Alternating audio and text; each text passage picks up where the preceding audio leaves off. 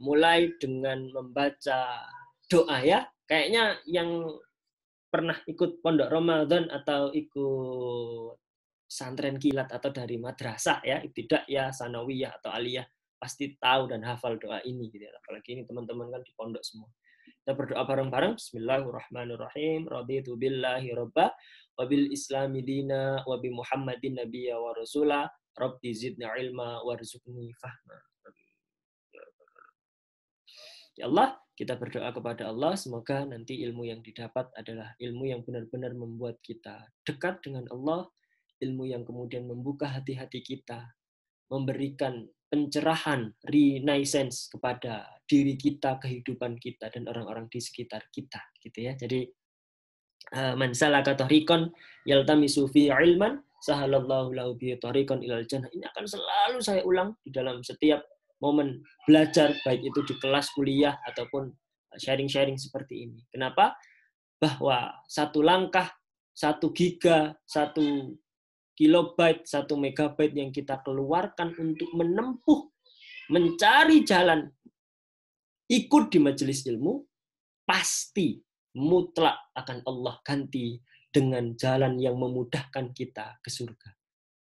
Dan janjinya Allah itu pasti ya, nggak kayak kita gitu ya. Janji, Mas, ini mau apa? Minta tolong dikoreksi jam 7 gitu ya.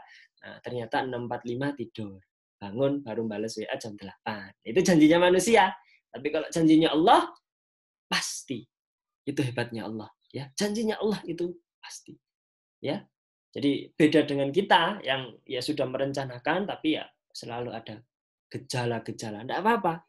Al-insanu makanul khata' wan nisyan. Manusia itu tempat salah dan lupa. Jadi santai-santai saja. Tidak apa-apa. Tetapi ya kita harus selalu menjadikan momentum. Oh, salah ya. Insya Allah tak perbaiki. Minta maaf ke orang ya yang kita zalimi itu. Kemudian kita minta maaf ke Allah. Semoga esok kita tidak berbuat yang sedemikian itu lagi. Oke, baik. Ikhwatal iman. Adik-adikku yang sangat saya banggakan. Pertama saya sampaikan terima kasih jazakumullah khairan katsira untuk adik-adik Jilid 2 yang sudah meluangkan waktu, ilmu, tenaga, jiwa, raga gitu ya, untuk membuat acara ini. Ini sebuah, saya menyebutnya ini gebrakan yang luar biasa dan saya sangat suka dengan agenda-agenda yang seperti ini. Kenapa gitu ya? Ya karena pola pembinaan kita itu harusnya memang sudah tidak lagi top down. Top down dalam artian ada program dari atas, kemudian diterjemahkan ke bawah. Di pusat, kemudian diterjemahkan ke daerah. Tidak. Tetapi sudah harus ada inisiatif dari masing-masing wilayah. Harus ada program-program kreatif. Gitu ya. Kalau di Bandung itu kan kita ada kenal istilah ngebandungan. Kalau di mana? Nataralo itu mana? Padang ya? Padang atau Sumatera ya? Itu ada Nataralo. Malang bisa bikin kegiatan rutin ngalaman misalkan ya. Nah, kita ini kan Kera Ngalam, Arek Malang gitu kan. Kita bikin agenda seperti ini dan saya sangat apresiasi karena tadi Mas Riza selaku Korwil Malang juga menyampaikan ya belum ada kegiatan sejenis, bahkan Unit 1 tidak bisa membuat kegiatan seperti ini. Ya, bahkan Bakti Nusa yang sudah sampai angkatan 10, 3 angkatan di Malang, itu nggak bisa bikin acara khataman dan kegiatan refleksi akhir Ramadan seperti ini. Maka saya apresiasi yang luar biasa sebesar-besarnya terhadap yang punya inisiatif dan yang rela bekerja, gitu ya, yang rela meneror teman-temannya, ya orang-orang pihak-pihak yang berkepentingan dalam acara ini. Semoga Allah ganti dengan yang lebih barokah lagi.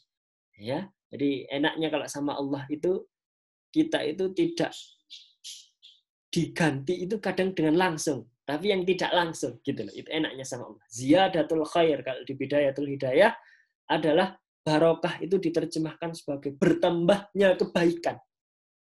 Kebaikan di apa? Allahu a'lam. Ya, mungkin fisik di saat teman-temannya drop, sakit karena banyak tugas, kita sehat. Mungkin saat temannya makan nasi basi kemarin, mohon maaf ya, karena saya dulu juga berada di bawah garis kemiskinan sekali gitu ya. Jadi saya itu sering dulu tuh makan nasi kemarin yang sudah becek-becek. Alhamdulillah enggak apa-apa. Saat yang lain itu jangankan nasi kemarin ya, misalkan makan soto gitu ya, soto kan berair ya, soto kemudian lupa nggak dimakan mungkin setengah jam gitu ya, dimakan lagi langsung diare. Jangankan nasi kemarin, nasi yang setengah jam, 1 jam saja, itu bikin dia. Nah ini nikmat. Ini ziyadatul khair. Ya, nah, kalau saya lihat Riza itu biasanya ngerjakan laporan. Di saat yang lain itu bingung, kok nggak selesai-selesai, kok nggak nemu ya. Ini alkena, Riza kan kimia ya. Ini apa ini ya? Apa ini helium, apa natrium, apa ini ya? Tiba-tiba Allah turunkan pemahaman ar-ra'yu gitu ya. Yang lain itu buka YouTube, buka diktat, buka catatan, buka segala macam, gak ketemu. Nah, karena teman-teman menghibahkan waktu dan dirinya untuk hal-hal yang baik, kepada Allah mudahkan. Waktunya mepet, mepet rek, karena habis ikut kajian. Ternyata Allah mudahkan. Yang kemarin kerja seminggu itu teman-temannya itu tidak bisa, ternyata Allah mudahkan. Inilah namanya ziyadatul. Jadi tidak semata-mata, THR. Dapat uang nanti, wah senengan pulang dapat. Nah, kalau kemarin saya ikut kajian di masjid itu, THR yang sesungguhnya yang patut ditunggu oleh umat Islam adalah taufik, hidayat, dan juga rahmat. Bukan THR berupa uang, ya, tetapi berupa taufik, hidayat, dan rahmat. Luar biasa. Dampaknya luar biasa. Jadi ini terima kasih sebesar-besarnya. Semoga agenda baik ini, gitu ya, ini bisa terlaksana dan semoga memicu adanya agenda-agenda baik selanjutnya. Dan saya sangat menunggu, tadi Mas Riza ngomong, ya kalau nanti setelah Lebaran atau kapan, kalau ada waktu, tadi kan bilang gitu ya, bisa kita gathering, outbound, monggo. Asal sesuai prokes, gitu ya, monggo. Ayo, saya menunggu gitu ya. Usulkan saja, usulkan. Nah karena kalau dikasih program ya, tidak datang. Kemarin itu ada mentoring Akbar, namanya Akbar. Yang datang itu cuma, kalau BA10 itu Aris, Caca, sama Rijal pematerinya. Kalau Yulit itu 2 atau 3. Sayan kemarin yang saya ingat, karena tanya. Gitu ya. Dan cuma 3. Dibikinkan acara nggak? Ya wes, monggo, bikin acara sendiri aja. Gitu.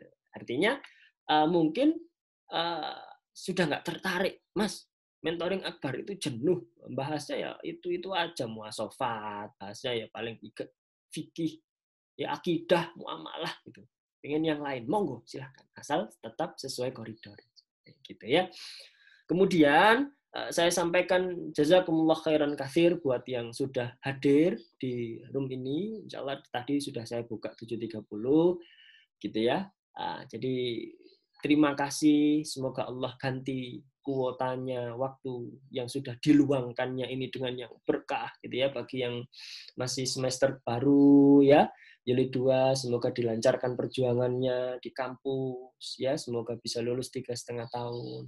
Bagi yang mendekati masa-masa akhir ya, jilid 1 itu kan sudah saatnya untuk segera caw dari kampus gitu ya. Bisa disegerakan dengan IP hasil yang maksimal, gitu ya. Nggak kemudian, sepenting lulus, IP di bawah 3, IPK di bawah 3. Enggak, alhamdulillah ya. Tapi bisa lulus dengan cara yang baik, yang ahsan. Nah, bagi kawan-kawan yang lebih senior, misalkan Bakti Nusa 8, 9, atau 10 yang ada yang hadir, bagi yang belum lulus, semoga Allah mudahkan, semoga diberikan segera lulus, gitu ya. Karena ya parameter atau tingkat kesulitan masing-masing untuk lulus itu beda-beda, gitu ya.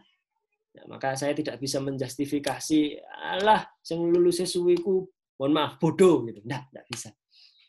Ya, alah, yang lulusnya cepat itu pinter, enggak bisa. Karena itu beban masing-masing ya, dan sudah jadi pilihan gitu ya. Ngerti ngono, tak melbu hukum aja kayak Mas Rati cepet SIJ 3,5 tahun gitu kan. Nggak bisa, pilihan antum semua itu bukan dihukum, gitu kan? Kalau saya memang sejauh ini ya 3,5 tahun dan 1 tahun S2 dan S1 ini saya dihukum, betul kan?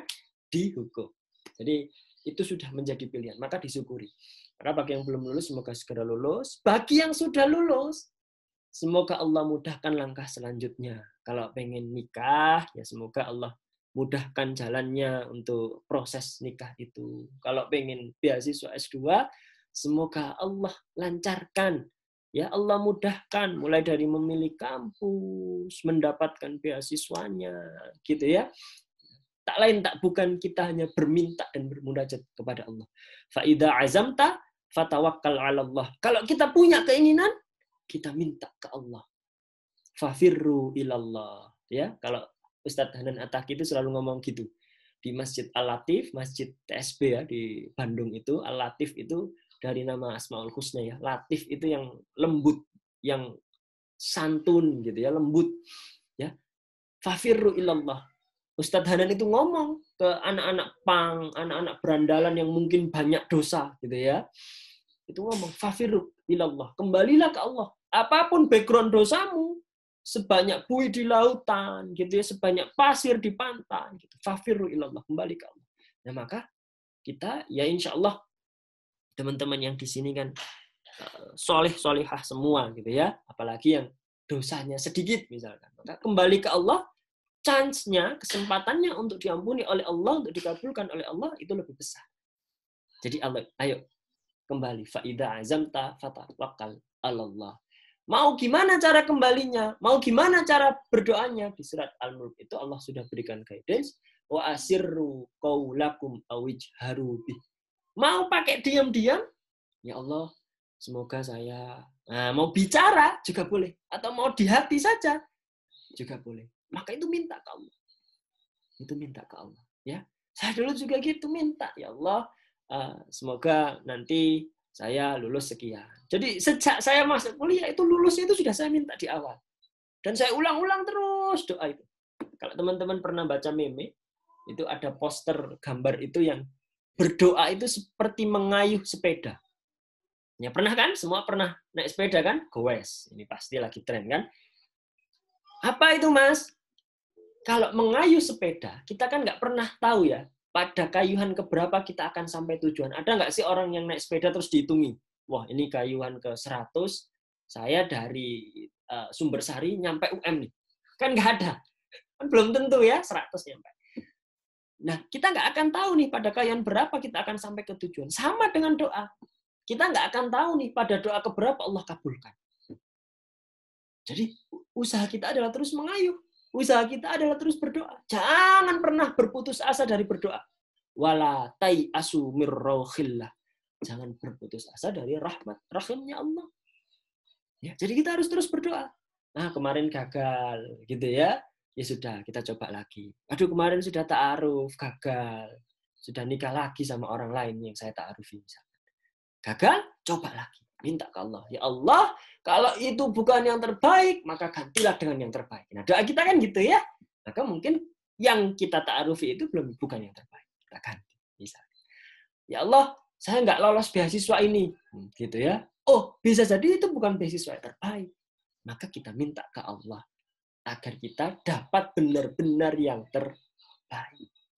Jadi itu cara Allah membimbing kita itu. Jadi jangan nothing ya, negative thinking dulu. Jangan suudzon dulu sama Allah. Jangan suudzon sama Allah. Allah sembuh lah, sembuh gitu. Sudah sholat tahajud, sudah sholat duha, sudah zikir, sudah sedekah, beasiswa gak lolos, mau ngamuk. Enggak. Allah itu kadang tidak mengabulkan dengan iya, tapi nanti. Sabar dulu, jangan sekarang. Mungkin kalau sekarang kamu kecepatan. Belum dewasa, belum mature, ya, belum matang secara emosional. Nanti sabar. Ya, jadi itu cara Allah gitu ya. Saya sampai jam 9 berapa? 9.25, 9.20. Sampai jam berapa, Mbak Rozan? Oh, 9.25. 9.25 ya. Ya, oke. Jadi apa? Maka doa-doa kita itu ya seperti itu gitu. Ya kita harus berdoa. Senjatanya orang mukmin itu cuma doa. Ya, ada doa dhunnun. Ya, masih ingat doa ketika Nabi siapa yang masuk ke ikan paus ya? Ceritanya paus, tapi saya yakin itu bukan paus sebenarnya, lebih besar dari itu. Ikan apa? Ikan apa? Doa Nabi siapa? Nabi Yunus. Ya, dhunnun. Gimana? Doa Nabi Yunus itu, dhunnun. Masih ingat? Rabbana Atina, Rabbana apa? atina fid dunya hasanah. Bukan. Apa? Rabbana dzalamna anfusana wa illam taghfir lana wa tarhamna lanakunanna minal khasirin. Selevel Nabi, ya, selevel Nabi itu ngaku kalau beliau itu zalim terhadap dirinya sendiri. Di Al-Quran itu saya menemukan banyak ayat yang isinya itu menyebutkan bahwa kezaliman yang bukan kezaliman, hal-hal buruk, peristiwa buruk yang yang terjadi pada diri kita, itu linafsih, karena ulah kita sendiri. Tetapi kebaikan yang kita terima, itu karena rahman rahimnya Allah. Itu banyak di Al-Quran. Jadi saya pernah ngisi kajian itu, teknik UB kalau nggak salah. Itu pesertanya kaget. Oh, gitu ya Mas? Berarti selama ini kalau ada yang buruk-buruk itu karena ulah kita. Iya. Maka doa yang paling baik, mustajab, ya keluar dari perutnya paus itu loh ya. Itu kita kan ya mungkin sekarang ya kayak masuk KRI Nanggala itu ya mungkin ya. Allahu alam ya. Ya mungkin lebih hebat. Paus kan gerak-gerak tuh, kalau KRI Nanggala kan sudah berhenti gitu ya. Bagaimana pusing dan puyengnya itu ya, kita naik kapal aja goyang-goyang. Mungkin ada teman-teman yang pernah ke Bali atau ke Lombok gitu ya. Naik kapal itu goyang-goyang gini. Saya pertama kali naik kapal itu turun-turun dari kapal itu sampai kayak ini gempa tadi. Ya. Nah ini paus. Maka mengaku Rabbana dzalamna anfusana. Maka di akhir-akhir sisa Ramadan ini kita bermunajat, minta ke Allah. Ya Allah, ampuni dosa-dosa saya. Ya, kita ingat-ingat gitu ya, kita pernah mendolimi siapa ya. Gitu. Kita minta maaf kalau bisa. Mas, saya sudah minta maaf, tapi nggak diampuni. Wah ini sudah nggak dimaafkan. Wah ini sudah bukan urusan kita. Tugas kita sampai cukup diminta maaf. Wasari'u ila maghfiratin mir rabbikum wa jannatin arduhas samawati wal ard u'iddat lil muttaqin. Bersegeralah untuk memohon ampun menuju ke rahman rahimannya Allah agar kita menjadi orang yang bertakwa. Orang yang bertakwa itu apa? Ada 4. Alladzina yunfikuna fis sarra'i wad dharra, yaitu orang yang suka berinfak dalam kondisi lapang maupun sempit. Nah, ini salah satu tips, sefruit tips kalau teman-teman pengen karirnya bagus ya, termasuk membuka pintu jodoh ya. Itu sedekah. Benar, sedekah. Dirutinkan aja. Ya, misalkan ngasih ke lembaga amal atau ngasih ke panti asuhan, dirutinkan saja. Ya, 100.000 enggak kuat Mas ya, 50.000 gitu. Ya. Infak, sedekah. Fis sarra'i wad dharra wal kadhiminal ghaidha, menahan marah. Nah, ini agak repot ini. Menahan marah. Menahan marah. Ya. Marah itu belajarnya setiap saat, ujiannya sewaktu-waktu. Iya kan? Lagi jalan, oh enak nih, enak, mau ngabuburit. Disenggol orang, seret, keserempet. So, ini saya kok yakin ya, ngabuburit itu kan sore ya, sudah drop, sudah habis air di perut itu, cacing-cacingnya sudah disko semua gitu. Saya kok yakin 90% itu pasti marah. Pasti marah. Maka kita ingat, oh kalau kita bisa menahan marah, ganjarannya adalah menjadi orang yang bertakwa. Orang yang paling mulia adalah orang yang paling bertakwa. Kemudian yang terakhir itu, wal'afina 'anin nas. Dan orang yang mau memberikan maaf. Wah ini susah. Minta maaf itu gampang. Jadi ayo hari-hari ini kita isi. Oh iya ya. Apa ya, misalkan Rijal pernah bikin martabak gosong gitu ya, meracuni Aris di kontrakan gitu ya. Aduh, sepurane ya Riz ya, martabakku gosong misalnya gitu ya. Oh, udah diloro weteng. Oh, itu dia minta ini sekarang. Jangan nunggu lebaran. Nanti lebar beneran. Ya. Lebar itu kalau istilahnya orang Jawa, saya nggak tahu ya, ini teman-teman ada yang Jawa, tapi mungkin istilahnya beda. Di Gresik lebar itu buah di pohon, itu kan ada musimnya ya. Oh ini musim mangga, oh ini musim jambu monyet, jambu mete gitu ya. Wis lebar. Lebar itu sudah selesai. Jadi musim panen buahnya itu sudah selesai. Jangan nunggu selesai itu. Ya kayak lebaran itu kan berarti sudah selesai. Sudah selesai apa? Ya kita fitrah. Sudah selesai kita minta maafnya, sudah selesai kita dengan diri kita sendiri gitu ya. Jadi setelah lebaran kita jadi orang yang benar-benar soleh, solehah, yang beriman, yang ihsan, gitu ya, yang tidak sekedar Islam. Jadi apa? Setelah Lebaran kita jadi on time. Setelah Lebaran begitu ada giat halal yang baik selalu datang. Gitu ya. Setelah Lebaran sudah nggak lagi ngidolakan K-pop, gantinya ke siapa? Ke Rasulullah. Oh, trendsetter saya sekarang Rasulullah. Saya pengen secantik Aisyah, gitu ya. Sekaya Khadijah. Wow, itu sekarang. Itu berarti sukses Ramadannya. Insya Allah sukses.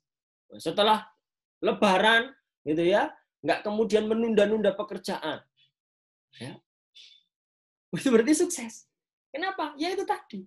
Karena Lebaran itu sudah selesai. Bahkan kalau di Jawa itu ada istilah lagi, bukan hanya Lebaran, namanya bodoh. Jadi sudah selesai.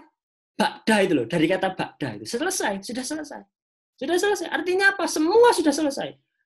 Apalagi urusan dunia, selesai. Dengan apa? Dengan di Ramadan itu. Syahrut tarbiyah. Karena Ramadan itu adalah bulannya tarbiyah.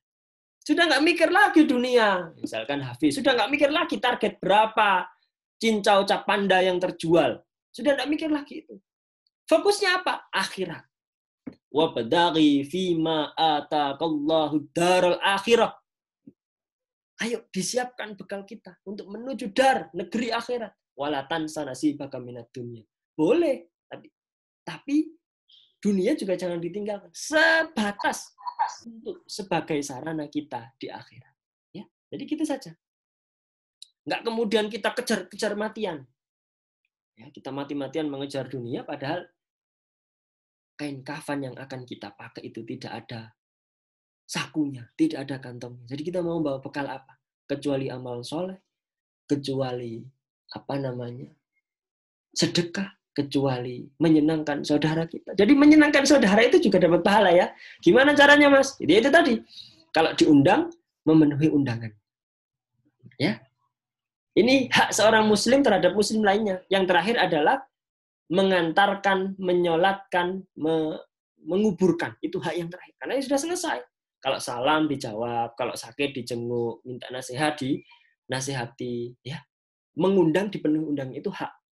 Ya, hak seorang muslim terhadap muslim yang lain.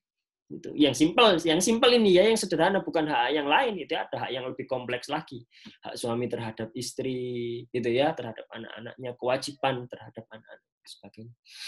Jadi maka yang harus kita jadikan guideline adalah ya sesimpel itu. Bagaimana kita bisa mengisi kembali ke fitrah itu tidak hanya sekedar formalitas.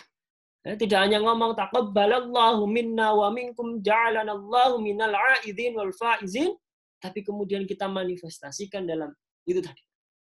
Dan nanti kita lihat kalau ternyata masih kemudian setelah Idul Fitri gitu ya, kelakuannya sik podo. Janjian jam 7 gitu ya sampai jam 8. Nggak ada kabar. Setidaknya memberi kabar ya teman-teman ya. Jangan sengaja hilang buat dicari. Berjuang tidak sebercanda itu. Gitu kan? Setidaknya memberi kabar. Ya, apalagi saya kan sudah berproses menjadi orang tua, rambut juga sudah banyak yang memutih. Kalau kemarin dari Les Tufel itu istilah rambut beruban itu grey white gitu ya. Grey hair, kok grey white. Ya, luak white coffee lah. Grey hair. Jadi saya baru tahu, ternyata orang luar itu nggak kenal istilah rambut putih, tapi uban itu rambut abu-abu, grey hair. Nah, karena saya sedang belajar menjadi orang tua, anak saya 2 gitu ya. Jadi saya itu selalu khawatir gitu kalau nggak ada kabar. Jadi mohon kalau teman-teman ada kegiatan gitu ya, kalau nggak bisa hadir, izin sampaikan di grup. Jadi atau japri ke PJ-nya. Gitu ya, itu enak. Dan ya kalau bisa alasannya syar'i. Kalaupun nggak syar'i nggak apa-apa, yang penting ada kabar. Mas, mohon maaf Mas, hari ini ayam saya waktunya menetas. Jadi saya nggak bisa ikut kajian dulu ya Mas. Boleh. Mas, mohon maaf Mas, saya sedang berkabung. Kucing saya kemarin meninggal Mas. Ini 7 hariannya kucing saya. Oh boleh. Ya disampaikan. Ya, jangan kemudian hilang-hilangan. Ya ini muhasabah bersama ya. Nggak cuma buat teman-teman, tapi ini yang paling utama buat saya. Ya jangan ada yang tersindir. Kalau tersindir ya enggak apa-apa. Ya, jadi ayo biasakan memberi kabar. Nanti teman-teman akan mengalami fase itu. Dan hebatnya Allah itu, in ahsantum li anfusikum. Di surat Al-Isra itu ya, kalau kita berbuat baik untuk diri kita sendiri, wa in asatum falaha. Kalau kita berbuat buruk juga untuk diri kita sendiri, men. Balik.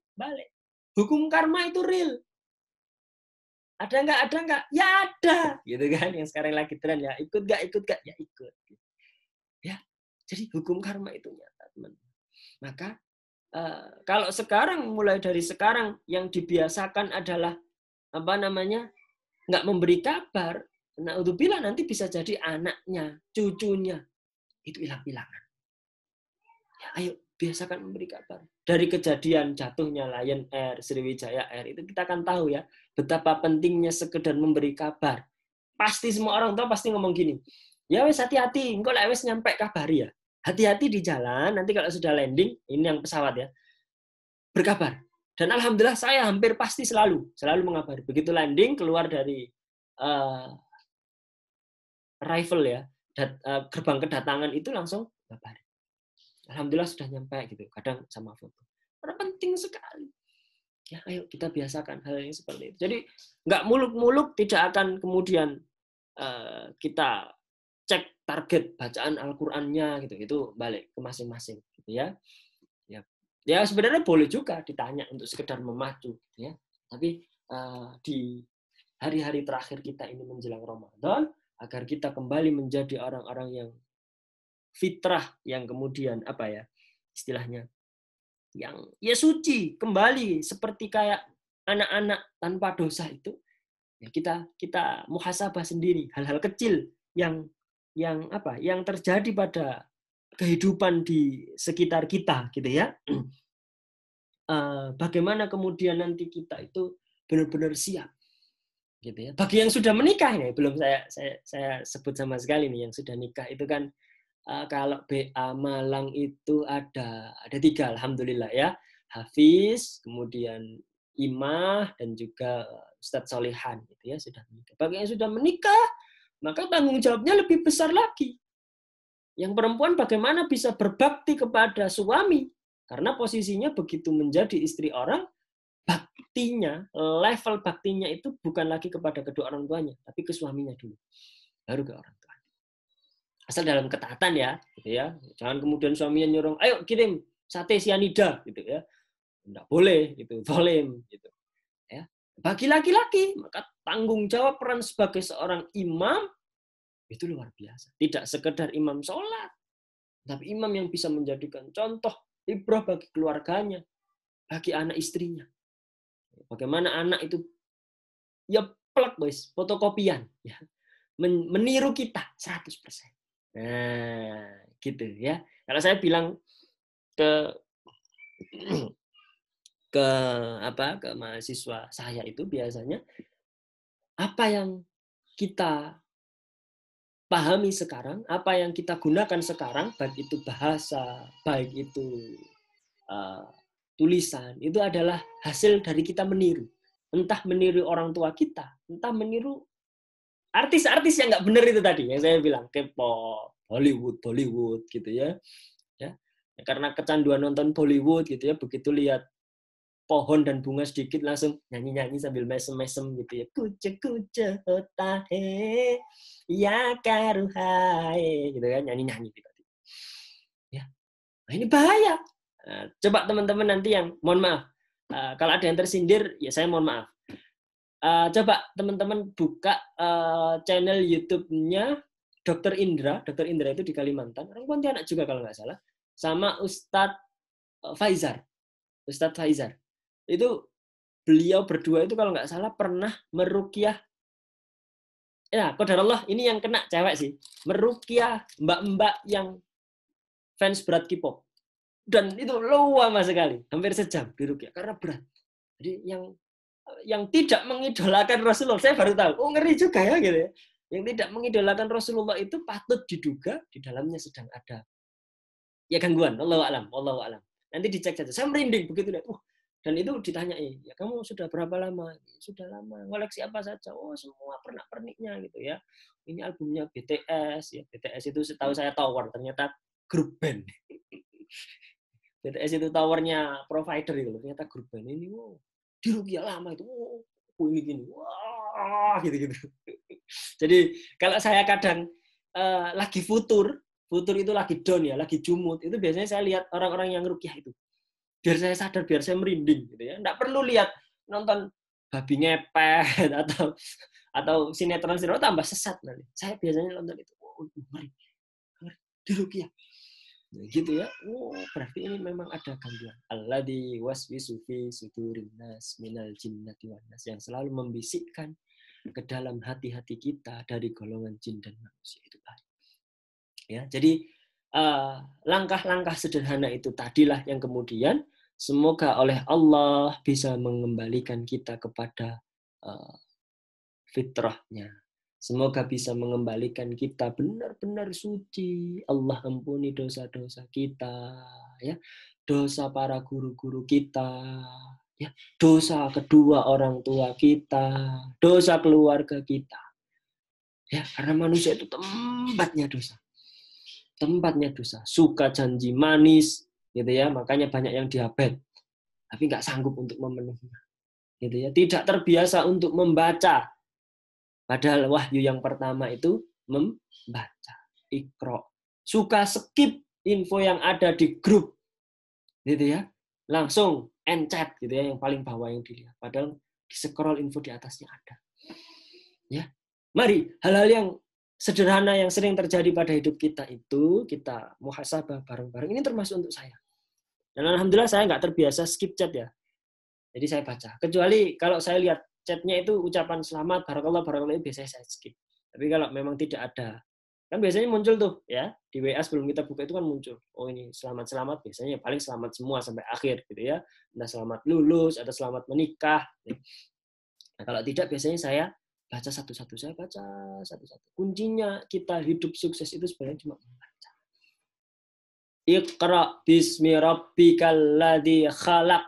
Bacalah dengan menyebut nama Tuhanmu yang menciptakan. Dibaca. Ya, jangan ngomong kemudian, oh ini sudah itu. Nah, kalau saya sama mahasiswa saya gampang. Kalau sama mahasiswa saya, kalau japri biasanya tidak akan saya layani. Gitu saja. Karena di kelas itu ada WA grup. Jadikan grupnya itu komunikasi. Sekaligus biar tidak kelewat chatnya. Gitu ya. Itu di grup itu sudah dikasih tahu kok masih japri. Jadi mahasiswa saya sudah terlatih. Kalau di kelas ya, kalau di UMM. Jadi mereka sudah pasti begitu japri, pasti tidak akan saya baca. Ya, jadi tidak akan saya baca, langsung saya hapus gitu. Karena sehari banyak yang japri itu banyak. Mulai dari menawarkan kredit mobil, kredit motor, ya, voucher diskon hotel, selamat dapat hadiah 150 juta dari PT WhatsApp apa itu ya. Banyak sekali. Jadi itu biasanya saya. Nah, kalau di chat saya pecicil.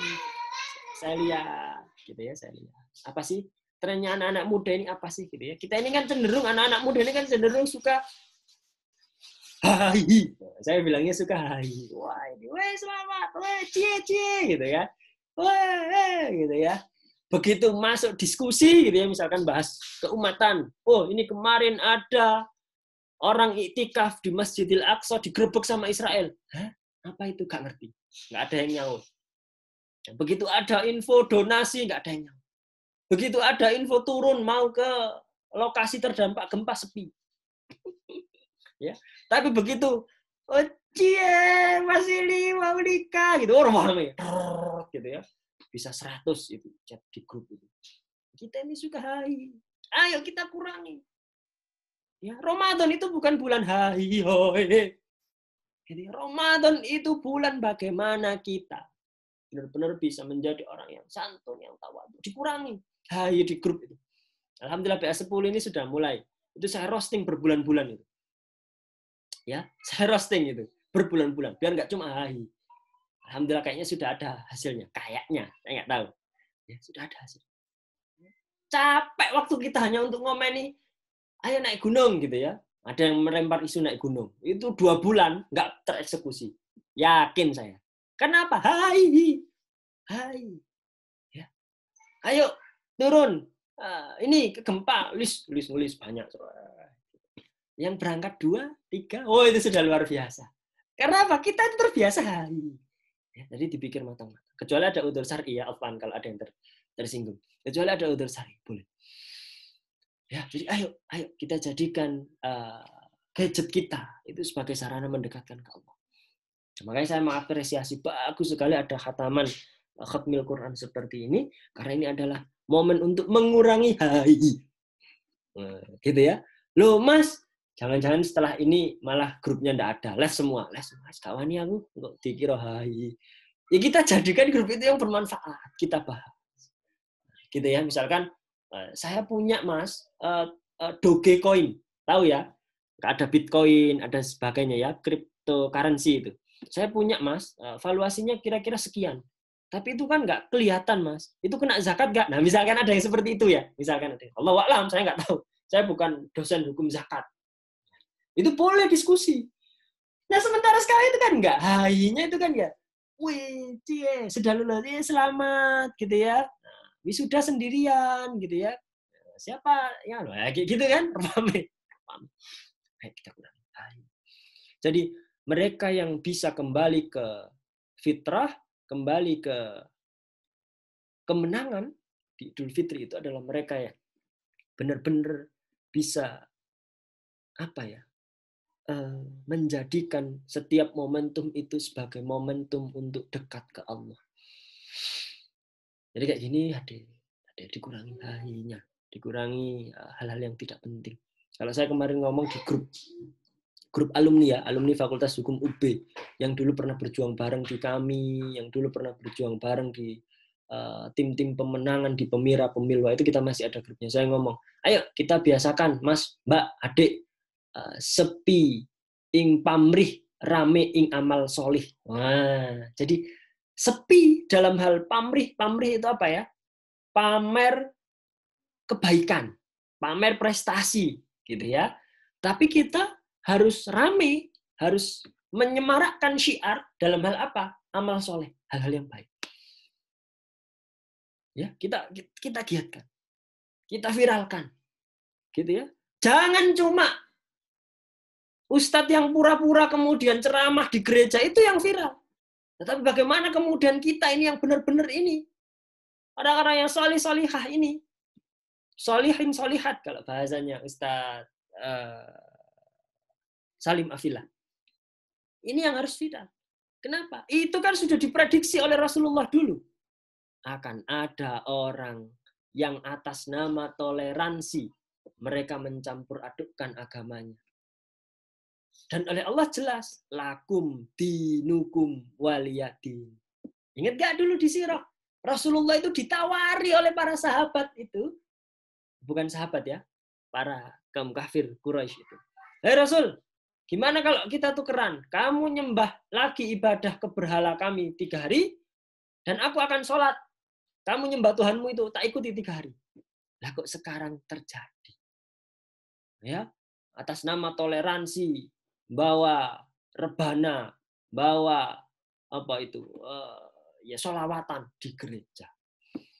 Atas nama toleransi, gitu ya, pendeta boleh masuk ke masjid memberikan ceramah. Enggak bisa. Kita itu tetap tidak boleh dicampur itu. Kenapa? Batasannya jelas. Lakum dinukum waliyadi. Enggak boleh itu. Ya, ini jadi guideline ini. Teman-teman itu jangan toleransi itu bukan seperti itu. Toleransi itu kita beribadah di agama kita gitu ya. Bipang Ambawan itu ya juga pusing ya. Enggak apa-apa, kita jadi tahu. Ya, kita jadi tahu ternyata makanan ini isinya babi panggang gitu ya, Bipang Ambawan. Ya. Jadi ayo kita melek literasi, kita tidak menjadi generasi yang membebek gitu ya. Kita tidak menjadi generasi yang ikut-ikutan. Taklid, tidak tahu dasarnya tapi ikut-ikutan. Oh, mbakku di organisasi meluiku kok enggak apa. Betapa banyak kemudian yang secara fenotip, ya teman-teman yang biologi tahu ya, fenotip itu tampilan luar. Soleh, gitu ya, jilbabnya panjang. Tiba fans berat K-pop. Ya, yang salah jilbabnya, yang salah Islamnya. Enggak. Jilbabnya benar. Karena ada tuntutan di Quran, tuntutan di Quran, di Al-Quran surat Al-Ahzab itu. Di An-Nur juga ada. Yang salah siapa? Pribadinya. Gitu ya. Jadi jangan kemudian underestimate ketika misalkan tahu, wah, yang ngebom jenggotan. Berarti yang jenggotan pasti ngebom. Salah. Nah, ini logika. Logika yang salah. Logical fallacy itu ya. Kesalahan-kesalahan dalam berlogika. Itu nanti dipelajari di mata kuliah ilmu filsafat ya, filsafat logika. Ini salah. Ya. Kebetulan memang mungkin yang ngebom itu jenggotan. Ya, kalau di Amerika nggak jenggotan. Ya, orang-orang bule-bule itu yang ngebom. Berarti bule-bule itu pasti bomber. Enggak. Yang salah orangnya. Jadi jangan kemudian mudah underestimate sama orang. Oh, jilbab panjang itu pasti mereka menyembunyikan pakai bom di dalamnya. Makanya pakai jilbab panjang. Bukan. Ya, jilbab panjang itu bagian dari kewajiban syariah. Maka ulurkanlah jilbabmu sampai menutupi dada. Nah, sekarang kan enggak. Wes jilbab katulistiwa gitu ya, model hijab gitu ya. Saya kalau selalu ngomong, kenapa selalu ada model hijab, pasmina dan sebagainya. Kenapa kok sampai detik ini tidak ada model sarung? Sarung ya gitu-gitu aja. Iya kan? Nggak ada model sarung ini. Kalau jilbab itu, wah, ada yang sertifikat halal. Zoya itu ya, jilbab sertifikat halal. Gitu ya. Berarti selain itu haram dong. Gitu. Ya, ngeri, ngeri. Bagaimana komersialisasi dan kapitalisasi berlabel agama itu ngeri. Jadi, kita harus benar-benar tanya, harus benar-benar tahu. Agar kemudian Islam kita adalah Islam yang kafah. Udkhulu fis-silmi kafah. Gitu ya. Agar kita benar-benar menjadi orang yang Islam bukan sekedar ikut-ikutan, Islam turunan, gitu ya. Tapi kita benar-benar Islam yang belajar memang dari dasarnya. Belajar memang untuk memahami maknanya. Bukan Islam yang prasmanan juga. Ya. Nah, saya sering ketemu itu mahasiswa itu begitu kuliah pakai jilbab. Ya. Begitu di Zoom nggak pakai jilbab. Ya kan di rumah, Pak. Lah, emang di Al-Quran itu ada tulisannya kalau di rumah kamu pakai Zoom, boleh nggak pakai jilbab? Nggak ada. Kewajiban berjilbab itu ya memang diwajibkan bagi setiap muslimah. Ya, diwajibkan itu tidak ada kemudian di medsos ya ternyata di kuliah pakai jilbab tiba-tiba di TikTok goyang-goyang gini-gini gak jilbab. Astagfirullah. Ya, mbok ya disayang orang tuanya. Karena bagi seorang anak perempuan yang akan menanggung dosanya adalah 5 orang laki-laki di keluarganya. Bisa bapaknya, saudara laki-lakinya, ya, sepupunya, ponaannya, anak laki-lakinya. Nah, sengeri itu. Hati-hati ya, saya punya 2 anak perempuan dan 1 istri. Itu tanggungannya saya semua. Berat. Nah, gitu ya. Jadi hal-hal yang sederhana ini semoga bisa kita maknai dan semoga Allah jadikan ini bukan Ramadan kita yang terakhir, agar kita tetap bisa, kalau bahasa Jawanya, ngalap berkah di bulan Ramadan. Nikmat sekali. Istri saya itu bilang, saya senang selalu kalau Ramadan itu malam-malam itu rame. Ramenya bukan main mercon ya, tapi rame saling bersahutan tadarus. Ya meskipun gaya dan model lagunya itu karu-karuan karena apa-apa. Dibandingkan karena dekat rumah saya itu sekarang ada wisata alam kebun jeruk itu. Kalau malam itu suka konser. Seberangnya ada masjid. Jadi kalau konsernya itu lebih kenceng gitu ya, masjidnya juga harus jadi saut-sautan. Kalau malam Ramadan ini seneng. Nah kalau nggak Ramadan, ya otomatis kan nggak ada tadarus. Jadi yang rame ya konser itu tadi. Gitu. Jadi ya Allah ini tinggal 3 hari ya. Ini Senin, Selasa, Rabu. Hari Kamis insya Allah kita sudah Idul Fitri. Sekali lagi tidak ada yang bisa menjamin bahwa Allah masih anugerahkan kita ilmu, Allah masih anugerahkan kita umur sampai ya bahkan sampai nanti sejam lagi itu tidak ada jaminan. Maka semoga doa-doa kita semoga Allah wabalighna Ramadan. Allahumma barik lana di semua Allah berkahi di semua bulan-bulan dan semoga Allah sampaikan kita di bulan Ramadan tahun depan dan semoga kita bisa kembali ke Fitri mengikuti Idul Fitri gitu ya dan monggo nanti kalau mau diagendakan open house baik itu virtual ataupun daring insya Allah akan coba saya fasilitasi. Kalau mau di rumah, monggo, silakan. Rumah saya insya Allah terbuka. Tidak 24 jam. Kalau 24 jam ya malam tidur juga. Ya. Alfuminkum gantian, ini di layar saya sudah muncul Al-Mukarram Hafid Asad gitu ya. Ini berarti sudah waktunya untuk gantian. Silakan, insya Allah tepat ya waktunya 9.25. Alfuminkum. Subhanakallah wa bihamdika asyhadu an la ilaha illa anta astaghfiruka wa atubu ilaik. Assalamualaikum warahmatullahi wabarakatuh. Saya kembalikan kepada Waalaikumsalam warahmatullahi wabarakatuh. Alhamdulillahirobbilalamin. Terima kasih banyak kepada Mas Fatih atas tausiah yang disampaikan, nasihat-nasihat yang diberikan kepada kita semua. Semoga kita semua menjadi pribadi yang lebih baik dari hari ini dan untuk seterusnya. Acara yang selanjutnya yaitu motivasi dari Mas Hafid. Mas Hafid Asad itu seorang brand activation supervisor dari PT Kino Indonesia. Kepada Mas Hafid Asad, waktu dan tempat kami persilahkan. Ya, Assalamualaikum warahmatullahi wabarakatuh. Kedengeran ya suaranya ya teman-teman? Assalamualaikum warahmatullahi wabarakatuh. Ya, alhamdulillah wassalatu wassalamu ala Rasulillah wa ala alihi wa sahbihi man walah amma ba'du. Pada hari ini ya saya diberikan kesempatan sama rekan-rekan Yulit semua untuk sekiranya kita sharing ya, sebenarnya sharing terkait dengan kalau tadi bahasanya motivasi, ya insya Allah semoga bisa menghasilkan motivasi nih buat teman-teman semua. Tapi mungkin kapasitas saya di sini lebih khususnya untuk masuk ke dalam ranah-ranah yang sifatnya umum atau general ya. Karena memang pembahasan terkait dengan hal-hal yang berbau religinya sudah insya Allah tuntas oleh Mas Fatih gitu. Ya. Perkenalan singkat aja mungkin dari saya, ya insya Allah nama saya Hafiz Asad ya, tidak berubah sampai dengan hari ini.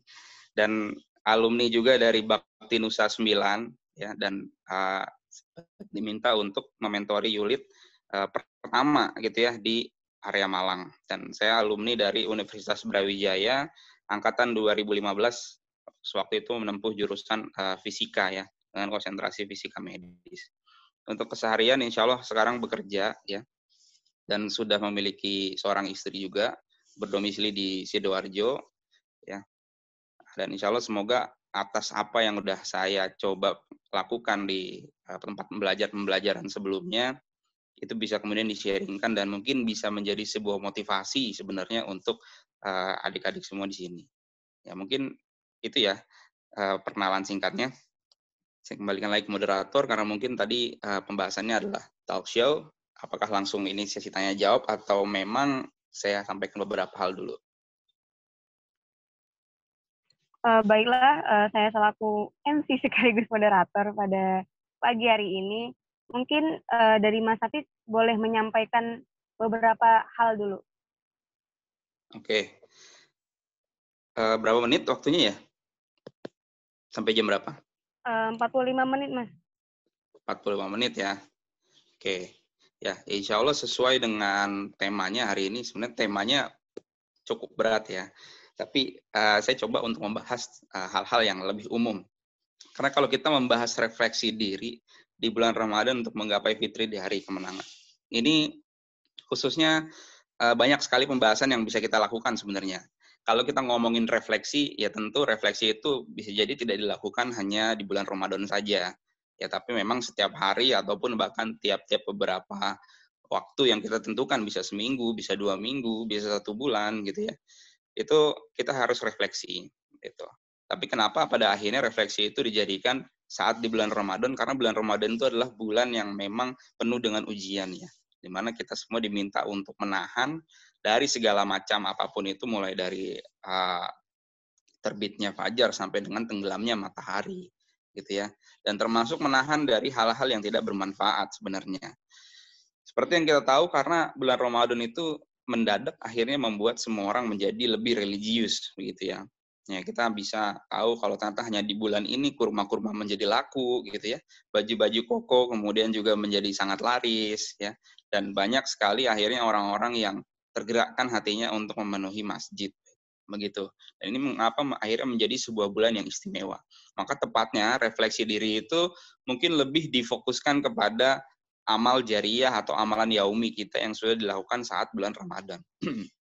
Nah, balik lagi kepada menggapai hari kemenangan atau menggapai hari yang fitri, yaitu bulan setelah Lebaran, artinya adalah bagaimana tetap menjaga produktivitas amalan tersebut untuk kemudian bisa tetap lanjut di Idul Fitri. Ya, sebenarnya insya Allah kalau saya rasa teman-teman mungkin sudah mendapatkan materi ini banyak di pengajian-pengajian ya, khususnya di pengajian mungkin pengajian menjelang berbuka ataupun pengajian subuh dan seterusnya. Itu pasti banyak sekali yang membahas terkait dengan bagaimana cara mempertahankan semangat untuk beribadah pasca Ramadan gitu ya. Nah, tapi yang mau saya bahas di sini adalah lebih kepada produktivitas kegiatan kita sebagai mungkin seorang pemuda atau seorang generasi milenial gitu ya. Nah, saya mau masuk juga kita hari ini masuk di dalam 2 era ya, teman-teman ya. Yang pertama adalah era milenial yang seperti kita tahu kalau mungkin teman-teman menyadari ya, saya sendiri terasa ya, kalau ternyata sekarang gelombangnya milenial itu luar biasa gitu. Pernah ngeh nggak sih kalau tiba-tiba, oh kenapa YouTube itu lagi hype banget gitu. Oh kenapa TikTok itu lagi hype banget gitu ya. Dan kenapa tiba-tiba banyak banget job-job sebutan kerjaan baru kayak content creator, terus juga ada YouTuber, lain sebagainya, itu sudah mulai muncul. Padahal dulu waktu mungkin saya kuliah awal-awal di 2015 atau 2014 itu nggak ada gitu. Hype-hype yang memang seperti ini. Kerasa ya. Nah, itulah yang disebut mungkin kita sudah masuk generasi zaman milenial di mana pemuda-pemuda itu semakin banyak gitu dibanding dengan orang-orang yang lebih tua. Dan kemudian yang kedua kita masuk ke dalam eranya IT nih teman-teman. Ya, eranya IT di mana semuanya itu udah mulai mudah untuk diakses secara online sebenarnya. Ya. Dan bahkan di dunia pekerjaan sendiri sudah banyak banget nih perubahan-perubahan yang kita dipaksa untuk bisa memahami sebuah teknologi untuk memudahkan pekerjaan. Contoh misalnya seperti saya di Jawa Timur gitu ya, ada di Sidoarjo, tapi kemudian diupayakan untuk menghandle orang yang ada di Kalimantan atau mungkin orang yang ada di luar-luar pulau sekalipun gitu. Dan mungkin bisa jadi ke depan akan ada universitas yang kita nggak perlu datang ke kampusnya, tapi kita bisa dapat ijazah kayak gitu. Nah itu adalah sebuah apa ya perkembangan ya atau evolusi dari zaman. Nah tentunya karena ada perubahan ini produktivitas sendiri itu menjadi berubah nih kayak gitu. Nah, jadi ini jadi pertanyaan besar buat kita untuk bisa beradaptasi. Beradaptasi yang seperti apa? Kalau kemudian kita menyebutnya, wah, dulu itu produktif adalah dengan ngumpul sama teman-teman, terus juga nongkrong ya, rapat terus bareng kayak gitu, terus berorganisasi dan seterusnya. Agaknya selama setahun ini pasti banyak perubahan. Khususnya untuk kampus-kampus yang udah mulai online gitu. Udah kangen kali ya, setahunan mungkin nggak organisasi atau mungkin nggak ke kampus gitu. Belajar hanya dengan online dan seterusnya. Nah, itulah cara kita untuk kemudian beradaptasi supaya bisa produktif. Karena masih banyak ternyata orang-orang yang nggak bisa move on atau yang nggak bisa beradaptasi dengan perubahan ini. Mereka-mereka yang dulunya mungkin saat di kampus itu sangat aktif, sering ikut lomba gitu ya, sering ikut seminar sana-sini dan seterusnya. Kemudian mendadak semua ini menjadi di rumah atau belajar dari rumah atau online gitu ya, itu mendadak jadi orang yang mageran gitu. Ya males untuk melakukan hal ini itu dan lebih senang untuk nge-scroll apa yang ada di Instagram, apa yang ada di YouTube dan seterusnya. Ya mungkin itu berasa ya buat teman-teman semua yang ada di sini. Nah, kalau saya lebih cenderung untuk mari kita merefleksikan hal itu. Gitu. Kita merefleksikan setelah sekian lama kemudian era ini berubah menjadi semua serba online dan kita dituntut untuk di rumah, apa sih produktivitas yang sudah kita kembangkan? Padahal sebentar lagi kita sudah mau memasuki hari raya kita, hari raya Islam yang cukup besar ini yang kita sebut Idul Fitri. Kalau kemudian Mas Fatih sudah merefleksikan dari segi religinya, maka pertanyaan saya adalah apa yang sudah teman-teman refleksikan dari aktivitas kesehariannya secara produktivitasnya. Gitu. Jadi saya bahas duniawinya nih. Kalau tadi bahas religinya, sekarang saya bahas duniawinya. Gitu. Ya, kita mungkin secara di bulan Ramadan digembleng, oke, kita ngaji, kita khatam, gitu ya, kita taraweh, kita berpuasa. Kalau perempuan mungkin ada bolongnya, yang itu wajib diganti. Kalau laki-laki mungkin tidak ada bolongnya, gitu ya. Dan apakah selama Ramadan ini sudah menghasilkan keimanan-keimanan yang terbaik? Nah, tentunya itu bisa dijawab oleh masing-masing teman-teman. Tapi pertanyaannya adalah apakah selama Ramadan gitu ya kita sudah tetap bisa menjaga produktivitas kita sebagai seorang yang terpelajar. Tuh. Apakah karya-karya yang sudah teman-teman hasilkan di saat bulan Ramadan? Semisal mungkin selama Ramadan kemarin akhirnya terpikiran untuk menulis, gitu ya, untuk bisa mungkin membaca jurnal, atau mungkin membuat sebuah blog, atau mungkin melakukan hal-hal yang serupa lainnya gitu. Karena tanpa kita sadari, banyak banget webinar-webinar yang udah mulai disajikan nih. Ya secara keilmuan udah sangat gampang untuk bisa diakses gitu ya, tanpa harus repot-repot datang ke suatu tempat gitu. Nah, seharusnya itu yang kemudian bisa kita refleksikan ya bersama-sama dan kita coba urutkan lagi jauh mungkin dari awal tahun Januari. Kalau tahun Januari kita udah bahasakan resolusi gitu ya. Ada yang bilang resolusi ya. Apa-apa aja yang di 2020 ini udah kita tercapai. Nah, maka apakah teman-teman udah bikin nih 2021 targetnya apa? Gitu. Nah, targetnya apa dan apa yang mau dikejar dan sekarang kita sudah mau masuki pertengahan bulan sebenarnya. Nah, pertengahan tahun ini yang memang waktunya untuk kita mengevaluasi lagi bagaimana kemudian produktivitas kita apakah selama ini berkembang ataukah tidak. Karena saya selalu yakin ya di dalam diri seorang muslim itu harus ada sesuatu emas yang bisa ditonjolkan gitu. Ya, bahkan kalau bisa semua karya-karya itu adalah karya-karya yang sifatnya bisa digarap oleh seseorang yang muslim. Makanya kenapa seorang muslim itu wajib hukumnya untuk kemudian berkarya, ya. Karena kita jangan sampai kalah ketika kemudian saya diajarkan dulu sama ustadz saya, kalau kemudian orang muslim itu hanya difokuskan dalam beribadah, maka lebih baik semuanya tinggal di gunung saja. Karena di gunung itu sangat sepi gitu ya. Fokus untuk beribadah dan tidak perlu bermuamalah sehingga akhirnya di sana hanya ngaji, kemudian sholat ya, tidak begitu banyak interaksi dengan orang-orang dan seterusnya. Tapi apakah kemudian itu yang diharapkan? Kan tentunya tidak. Gitu. Dari mungkin pelajaran Sirah Nabawi kita juga bisa memahami bagaimana perjuangan Nabi Muhammad yang kemudian bisa menaklukkan kota Makkah dan saya menyebarkan Islam ini. Itu pun semua berkat dengan usaha dan karya-karya dari semua para sahabatnya. Nah, jadi kesimpulannya adalah semua itu harus ada tujuan. Apa yang memang ingin kita lakukan, seperti itu.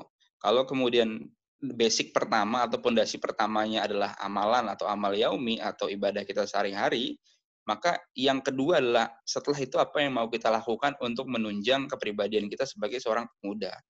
Karena rasanya agak sangat disayangkan ketika seorang youth atau young leaders gitu ya, sebutannya aja adalah young leaders gitu. Artinya pemimpin muda ya. Kalau kita ngomongin pemimpin maka mereka yang memiliki satu modal lebih dibandingkan dengan orang-orang yang lainnya.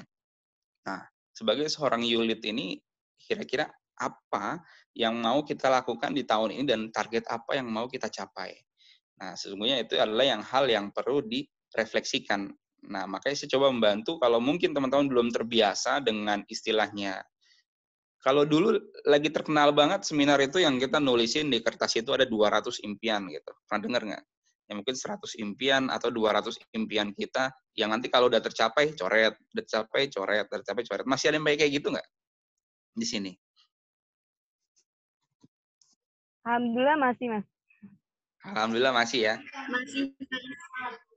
Ya, terus terang itu yang benar-benar membuat saya sangat sekali terbantu dan sangat sekali menjaga produktivitas saya gitu ya. Bahkan ketika mungkin udah orientasinya masuk ke dalam dunia pasca kampus yang isinya bisa bekerja, kemudian menikah, atau berusaha, atau S2 dan seterusnya, itu sangat-sangat membantu untuk teman-teman bisa mencapai produktivitas kalian. Seperti itu. Nah, makanya dari saya menyarankan sekali, agaknya kita perlu istirahat sejenak gitu ya, untuk melihat lebih ke dalam diri kita, apa sih yang mau kita lakukan di saat tahun 2021 ini. Karena rasa-rasanya menurut saya, kalau berita-berita itu udah muncul adanya perkuliahan kembali offline gitu ya, tapi di sisi lain ada berita juga yang memberitahukan adanya mutasi virus corona yang lebih membahayakan dari India gitu. Ya, saya sendiri nggak paham gimana kita bisa mau masuk offline kalau ternyata ada virus-virus baru yang kita nggak kenali. Ya mungkin bisa jadi online lagi gitu. Makanya sesuatu hal itu yang tidak pasti kalau kita nggak bisa segera melangkahkan diri kita untuk beradaptasi dengan semua ini, mungkin kita akan ketertinggalan pada akhirnya gitu. Nah, makanya refleksi ini menjadi sangat penting. Adanya forum-forum seperti ini sebenarnya untuk kita bisa berefleksi bareng ya, secara bersama bagaimana akhirnya kita sendiri mampu menjadi sosok yang produktif. Seperti itu. Ya mungkin itu intro aja dulu dari saya. Kalau saya senangnya lebih ditanya-tanya aja, kita sharing bersama bareng-bareng ya gitu. Nah, mungkin sedikit sharing juga saat saya di dunia kampus. Bagi saya, teman-teman, dunia kampus itu dunia yang luar biasa ya. Terlepas dari nanti kalian punya hak untuk memilih pasca kampus kalian mau dibawa kemana. Apakah mau dibawa bekerja, ataukah mau dibawa S2, ataukah mau dibawa merintis startup, atau mungkin mau dibawa ke mana-mana, itu menjadi hak kalian. Tapi terus terang, saya yang sudah melalui ini, dunia pasca kampus itu bukanlah suatu hal yang mudah. Dan modalnya itu semua didapat dari kampus. Banyak sekali para lulusan-lulusan sarjana yang bahkan dia sendiri kebingungan setelah lulus gitu. Mereka merasa kehilangan arah meskipun mereka sudah memiliki gelar. Dan mereka merasa semakin takut karena sesuai dengan yang kita tahu ada quarter life crisis ya. Yang itu membuat orang-orang akhirnya kebingungan untuk melangkah bagaimana. Nah, maka saya mendapatkan banyak sekali ilmu itu dari kuliah gitu ya.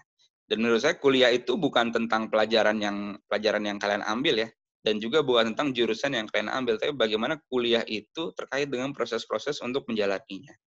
Ya, saya waktu itu selama kuliah saya aktif di BEM ya. Saya di Badan Eksekutif di Universitas Brawijaya ya. Kemudian saya juga aktif untuk melakukan beberapa karya-karya ilmiah gitu ya. Dan juga aktif juga untuk mengejar banyak beasiswa yang kemudian bisa diraih semasa kampus tersebut gitu. Nah, apa hasilnya? Hasilnya baru bisa dikatakan sekarang setelah lulus ini. Gitu. Setelah lulus ini akhirnya kita bisa siap untuk menghadapi era selanjutnya. Nah, makanya saya pengen sampaikan bahwa era kampus itu adalah era yang jangan disia-siakan. Gitu.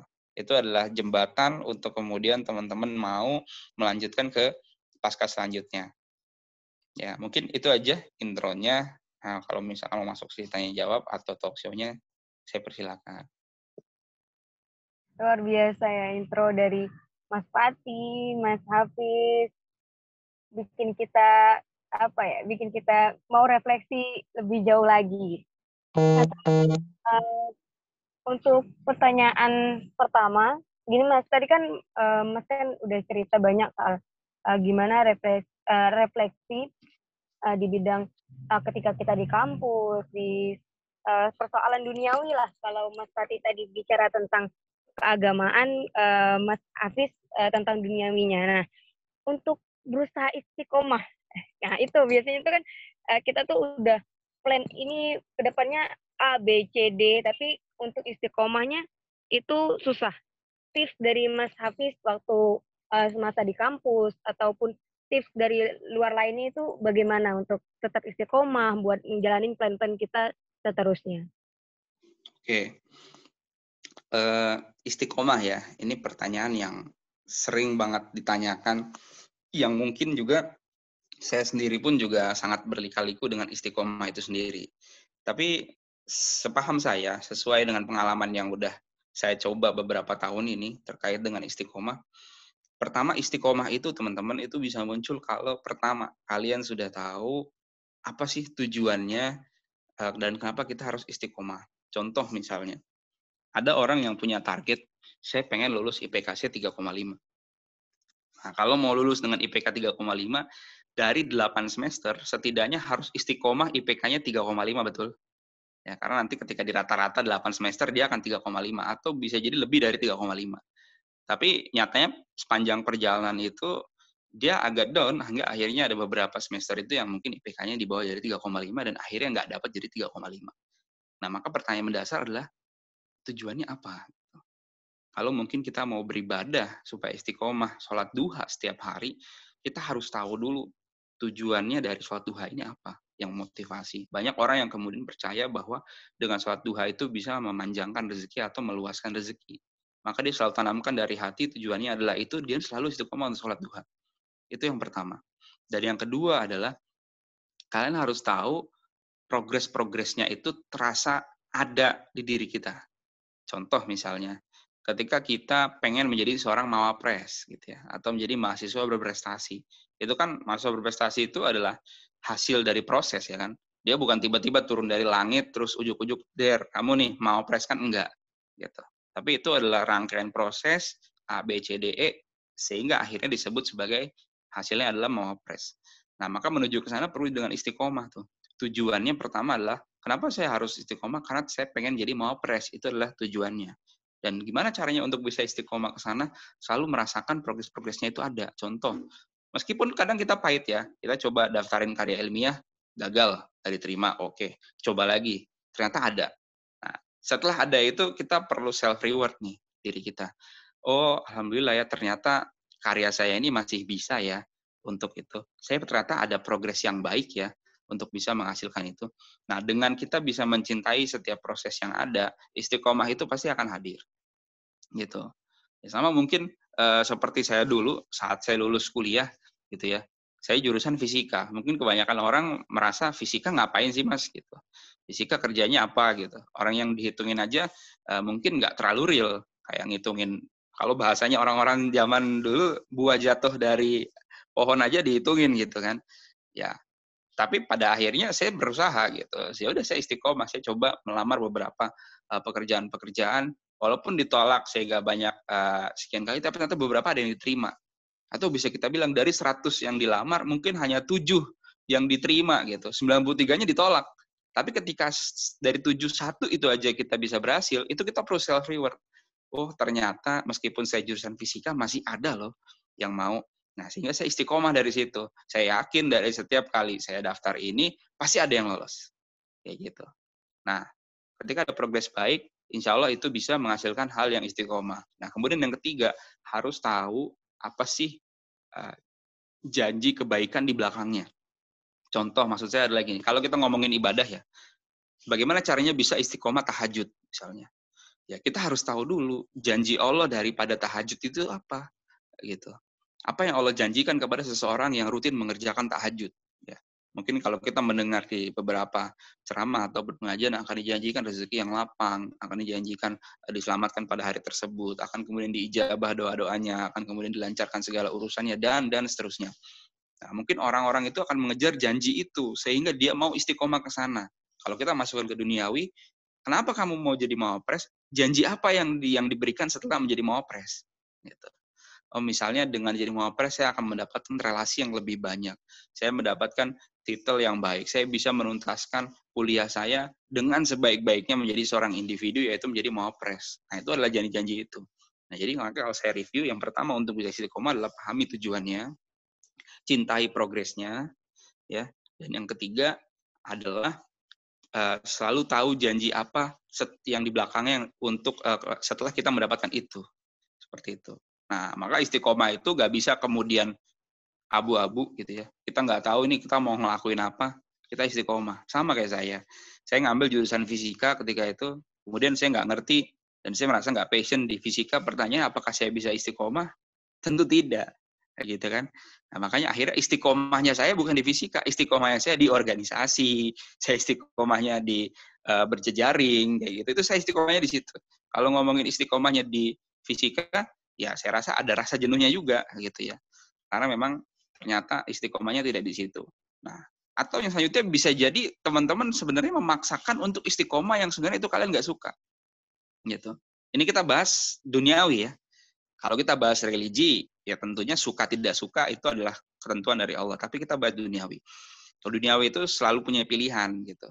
Teman-teman mau istiqomah di mana? Nah, kita jangan bias dulu nih, memilih gitu ya. Jangan bias, selalu ikuti kata hati.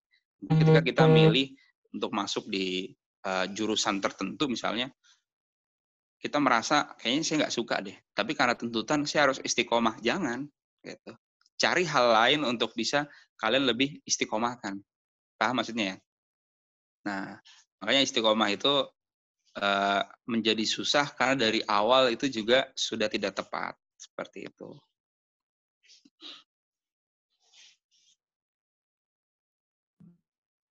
Masya Allah, jawabannya luar biasa nih. Selanjutnya mungkin teman-teman kalau mau bertanya, silakan langsung unmute aja, langsung bertanya ke Mas Hafiz. Gimana teman-teman? Ini ada pertanyaan lagi nih Mas, tapi ini berkaitan dengan bulan Ramadan. Nah, ini kan kadang kan kita kalau udah bulan Ramadan itu kan bulan yang kadang kita mikirnya ini capek soalnya nggak makan gitu kan, jadi badannya lemes. Nah, di sini ada pertanyaannya kayak gini, bagaimana cara mempertahankan kebiasaan positif selama bulan Ramadan agar tetap istiqomah sampai ke depannya? Gimana tuh Mas? Jawaban simpelnya dan manjurnya adalah untuk bisa mempertahankan semua hal yang positif adalah dipaksa, teman-teman. Serius, dipaksa. Baik dipaksa dari internal maupun dari eksternal. Kalau eksternal itu mungkin lebih banyaknya kalau yang sudah menikah ya. Ya biasanya dari pasangan kita itu dia akan memaksa kita untuk ayo gitu. Contoh misalkan kayak bangun sahur, aduh mata saya berat, tapi istri ayo nanti lemes, ya akhirnya bangun gitu. Ya mungkin kalau jomblo sih, udah santuy aja lah tidur lagi gitu kan. Nah itu eksternal. Tapi kalau dari internal ini ya memang datang dari diri kita, gitu, dari diri kita sendiri yang harus memaksa itu. Karena kenapa? Di setiap kegiatan yang positif, setan itu selalu tidak pernah berhenti untuk menegatifkan, gitu. Nah ya itu memang kodrat duniawinya. Ini Riza nih nggak ada yang bangunin kan, ada orang tua Za. Iya, kan ada teman-teman mungkin kalau di asrama dan lain-lainnya gitu. Ya artinya eksternal itu bisa dari mana aja ya. Nah kalau internal ini adalah seperti itu teman-teman. Ya jadi sama seperti bahasanya kalau Ustadz Khalid bahas ya. Ustadz bagaimana caranya kita bisa kemudian bertahajud, kita bisa sholat duha, kita bisa sholat sunnah. Maka jawabannya adalah paksakan diri kita. Gitu. Ya karena terus terang kenikmatan itu tidak akan turun bila mana kita belum benar-benar mengerjakan itu, teman-teman. Ya, teman-teman tidak akan pernah merasakan pedasnya cabai sampai benar-benar lidahnya itu merasakan sekali pedasnya. Ya. Bayangin kita makan cabai tapi kita sambil ngobrol. Atau misalnya kita makan es yang enak, itu kesukaan kita, gitu ya. Tapi kita makannya sambil ngobrol dan itu nggak fokus. Es itu nggak akan benar-benar kerasa. Gitu. Nah, maka nikmatnya atau kelezatan kita mengerjakan hal yang positif itu baru akan turun ketika kita benar-benar mengerjakan itu. Dan semua hal itu pasti berat ya. Makanya perlu kita paksakan. Paksakan untuk kemudian tahajud. Paksakan untuk kemudian sholat duha. Paksakan untuk kemudian menulis misalkan. Paksakan untuk di liburan seperti ini tetap ikut-ikut webinar, menambah kapasitas diri dan seterusnya. Itu kita paksakan semuanya. Seperti itu. Dan setelah dipaksakan, yakin nanti akan turun tuh nikmatnya, rasa enaknya untuk kemudian melakukan itu semua. Ya karena sebenarnya antara orang yang sukses dengan orang yang tidak itu hanya berbeda dari kapan dia bisa mengelola startnya. Sebenarnya itu aja. Kalau kita mau ngomongin orang yang sesukses apapun di dunia ini, waktunya sama kok. 24 jam punya mereka. Makannya juga sama kok. Kalau ngomongin orang Indonesia, ya makanan pokoknya adalah nasi gitu. Dan kandungan semua yang ada dalam tubuhnya Allah ciptain badannya juga sama kok, matanya 2, hidungnya 1, tangannya 2, kakinya 2 gitu ya. Tapi kenapa kemudian mereka itu bisa lebih sukses sedangkan kita tidak? Nah, maka itu yang jadi pertanyaan. Nah, semua itu berkesimpulan pada startnya gitu. Mereka sudah start duluan dan mereka bisa menjaga nafas mereka setelah mereka start. Nah, orang-orang yang kemudian kurang kurang mau mendapatkan hal-hal yang positif ini karena mereka gagal untuk start dan mereka keburu habis nafasnya setelah start. Nah, karena memang setan itu tidak akan pernah berhenti dan dia akan sangat menggoda paling besarnya itu saat start di awal. Ya, bayangin, pertama kali setelah sekian lama misalnya nggak sholat tahajud, terus sholat tahajud gitu ya, itu pertamanya pasti berat sekali. Tapi coba kalau misalkan udah rutin seminggu penuh nggak bolong sholat tahajud, mau bangun di sholat tahajud yang ke-8, pasti ringan. Sama, kayak orang misalkan mau nulis sebuah karya ilmiah gitu ya. Pertamanya mungkin berat, tapi setelah 8 kali nulis, pasti nggak berat. Ya, jadi semua tentang start dan memaksakan. Nah, termasuk juga dengan di bulan Ramadan, kalau saya rasa sih, dengan adanya keterbatasan lapar, haus, ya itu semua bisikan-bisikan setan lah. Ya, setan itu selalu mempunyai 1001 alasan untuk membisikkan kita supaya kita tidak melakukan hal itu. Udahlah, nggak usah ngapain, lagi lapar, ntar aja pas buka. Ntar pas buka dibikin ngantuk tuh. Yakin saya. Pas buka dibikin ngantuk. Aduh, ntar aja lah ngantuk. Pas bangun-bangun udah sahur lagi, siap-siap nahan lapar lagi. Udahlah ntar masih lapar, masih ini. Ya, terus aja begitu. Gitu. Nah, makanya jangan ngikutin hal-hal yang kayak gitu. Paksakan aja, tetap lakuin aja mau lapar, mau enggak, mau dan seterusnya gitu ya. Ya itu tetap kita paksakan untuk bisa melakukan itu. Jadi tangkis semua tuh. Nah, itu motivasinya dari internal. Kemudian kalau teman-teman merasa berat, Kak, saya berat deh buat internal, cari tim, cari teman.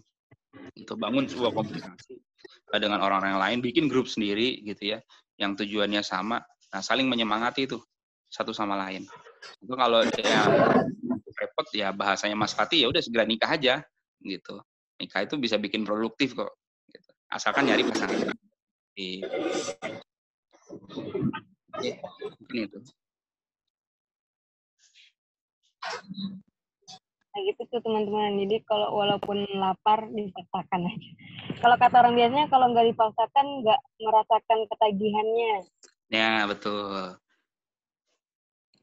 Nah terus Mas kalau biasanya tuh misalkan punya planning terus udah ngelakuin kegiatan banyak kegiatan pasti merasakan mental yang pasti merasakan kayak kesulitan, mental down. Nah di situ buat bangkit lagi itu kadang sulit. Apalagi misalkan di posisi mungkin teman-teman yang online, misalkan udah lagi ngerjain tugas, tiba-tiba dipanggil orang tua misalkan, disuruh ke sini, itu kayak, aduh, udah inspirasinya udah mau jalan, ini udah mau lagi nulis, tiba-tiba hilang lagi. Itu gimana tuh tips dari Mas Hafid dan Mimi? Sekarang work from home nggak, Mas? Enggak, kalau saya nggak work from home, saya langsung ke kantor, masih ke kantor. Oke, pertanyaannya itu ya, berarti ya. Jadi gini, teman-teman. Kalau menurut saya sih ini lebih banyak jatuhnya ke perempuan ya. Karena perempuan itu moodnya luar biasa agak ini ya, agak sulit untuk dikendalikan gitu ya.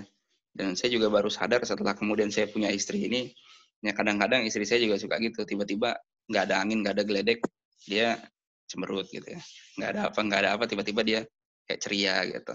Ya itu memang perempuan itu sepertinya memang kodratnya seperti itu ya. Dia lebih cenderung mengatur banyak energi yang keluar untuk mengatur moodnya dibandingkan dengan laki-laki. Laki-laki itu agak cuek sebenarnya. Ya dia kalau mager ya mager, kalau lagi semangat ya semangat gitu ya. Kalau disemangatin diajakin ayo gitu ya. Jadi nggak terlalu banyak kebawa perasaan. Beda sama perempuan. Nah, kalau kemudian ini kalau saya pahami ya, penanganannya juga berbeda gitu. Penanganannya juga berbeda. Kalau perempuan itu memang harus dibikin moodnya baik dulu, baru dia bisa menimbulkan semangat. Nah, tapi nafasnya perempuan itu lebih panjang moodnya dibanding dengan laki-laki. Kalau laki-laki itu istilahnya kebanyakan malesnya ya, kebanyakan malesnya, tapi dia tetap meskipun malas-malas itu dia tetap kerjain. Nah, kalau perempuan itu kebalikan, ketika dia benar-benar nggak mood banget, dia udah nggak fokus semuanya tuh. Nah, maka hal pertama yang perlu kalian lakukan adalah kalian harus perbaiki moodnya dulu. Ya, kalau bahasa saintisnya, ya contoh pertama misalnya dengan makan coklat gitu ya, itu bisa meningkatkan hormon kebahagiaan gitu ya, atau misalkan telepon ke temen gitu ya, sahabat yang kita punya, kita perbaiki mood kita, baru kemudian kita melanjutkan apa yang mau kita lakukan gitu. Jadi istilahnya perempuan tuh lebih membutuhkan ritual-ritual awal untuk bisa membangkitkan itu. Ya, tergantung dari mana kalian menggantungkan ritual tersebut. Ada yang mungkin ya alhamdulillah kalau mereka menggantungkan dengan cara, wah saya sholat nih. Kalau saya sholat, mood saya bisa berubah jadi baik. Itu alhamdulillah. Oh saya perlu ngobrol nih sama ibu saya misalkan. Saya butuh disemangatin sama ibu saya, curhat dulu sama ibu saya, baru mood saya bisa balik. Gitu. Nah itu silakan. Jadi pertama adalah kembalikan dulu moodnya. Dan ini perlu istilahnya pengalaman ya, perlu untuk membiasakan. Nah supaya jangan juga kita bergantung sama mood. Nah, makanya kenapa kebergantungan mood itu harus diubah menjadi sesuatu hal yang lebih mudah. Contoh seperti saya bilang tadi, kalau misalkan nggak mood, yang harus dilakukan apa? Misalkan sholat, atau misalkan ngaji. Atau yang paling sering banget saya temuin adalah ngobrol sama orang tua. Gitu.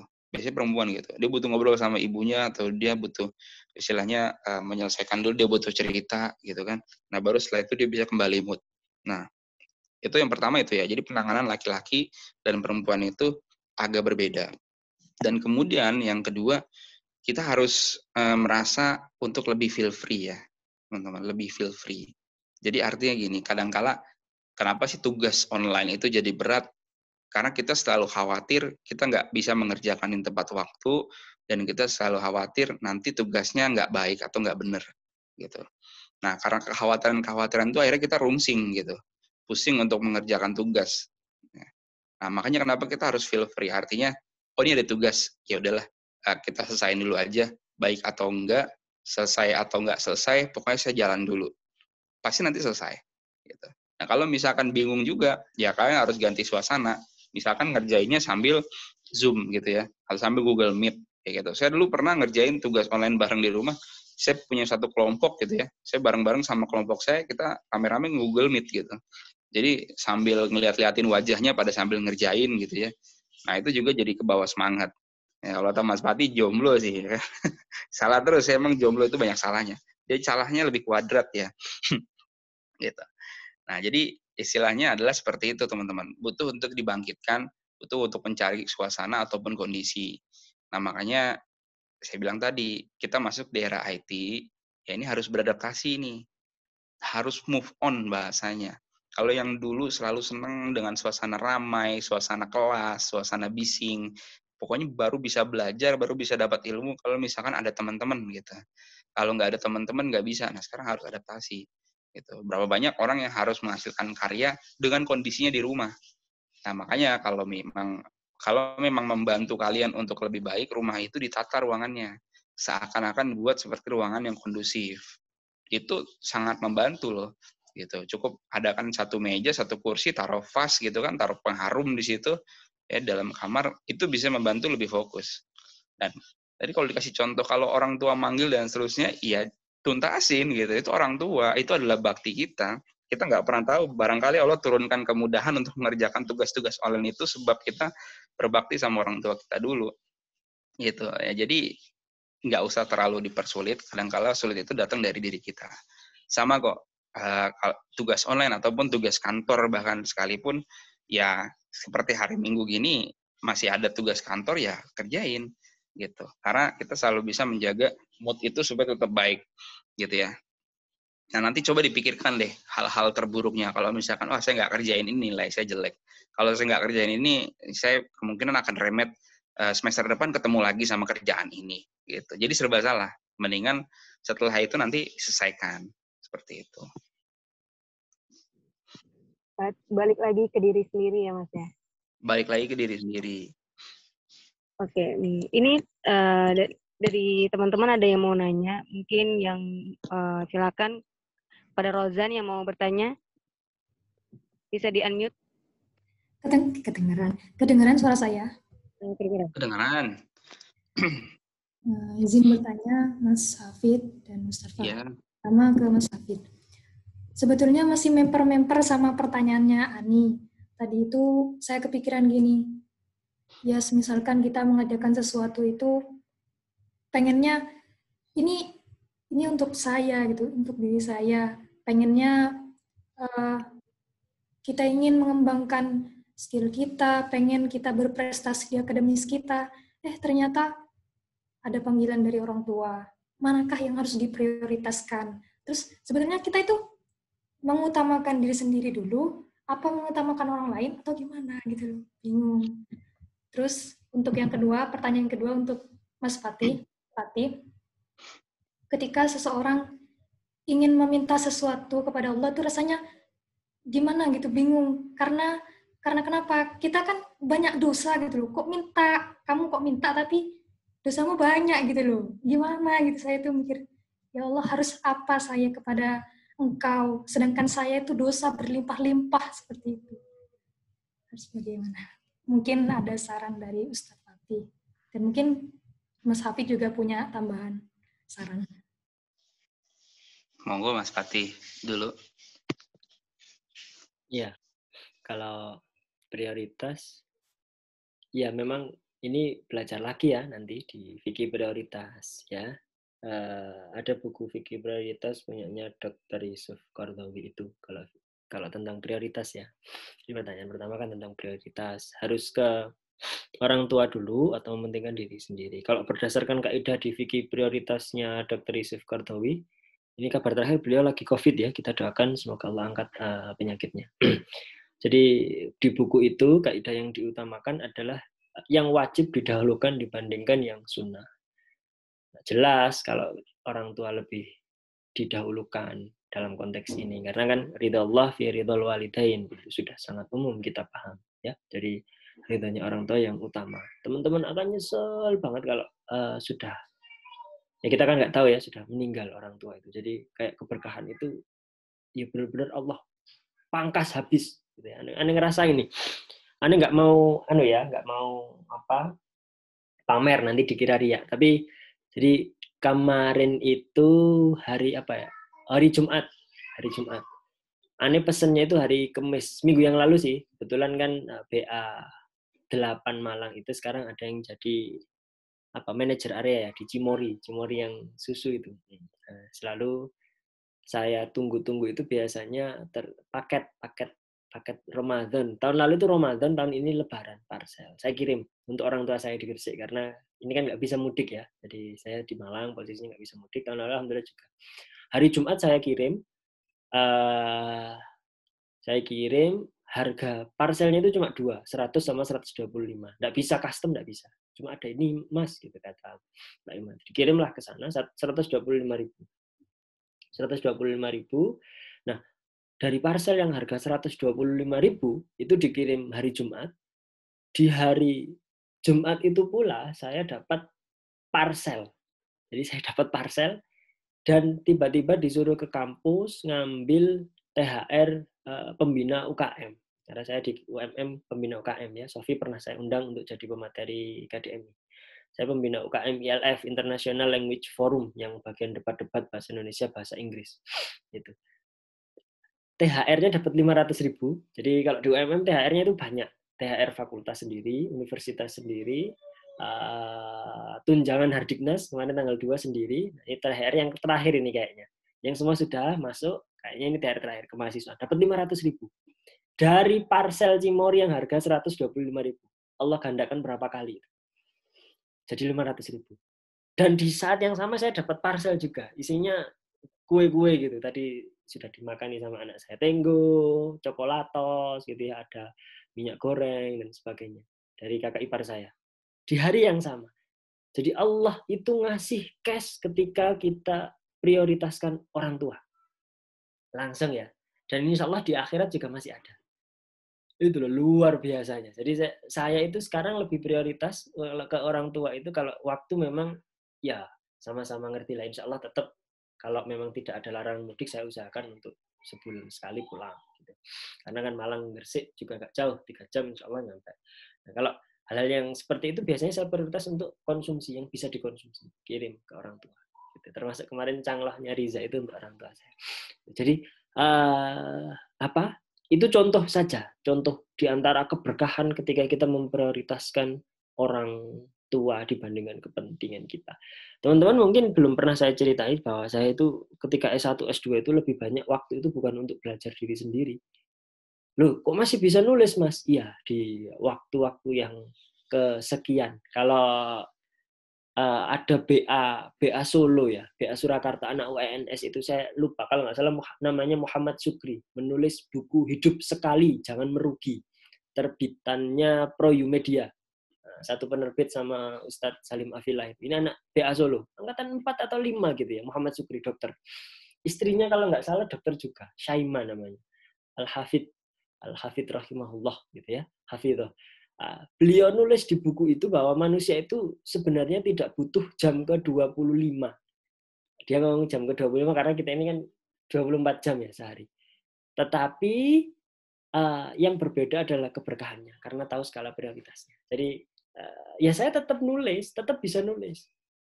Karena tahu skala prioritasnya itu. Maka santai saja. Kalau memang orang tua yang nyuruh sudah dilupakan semua.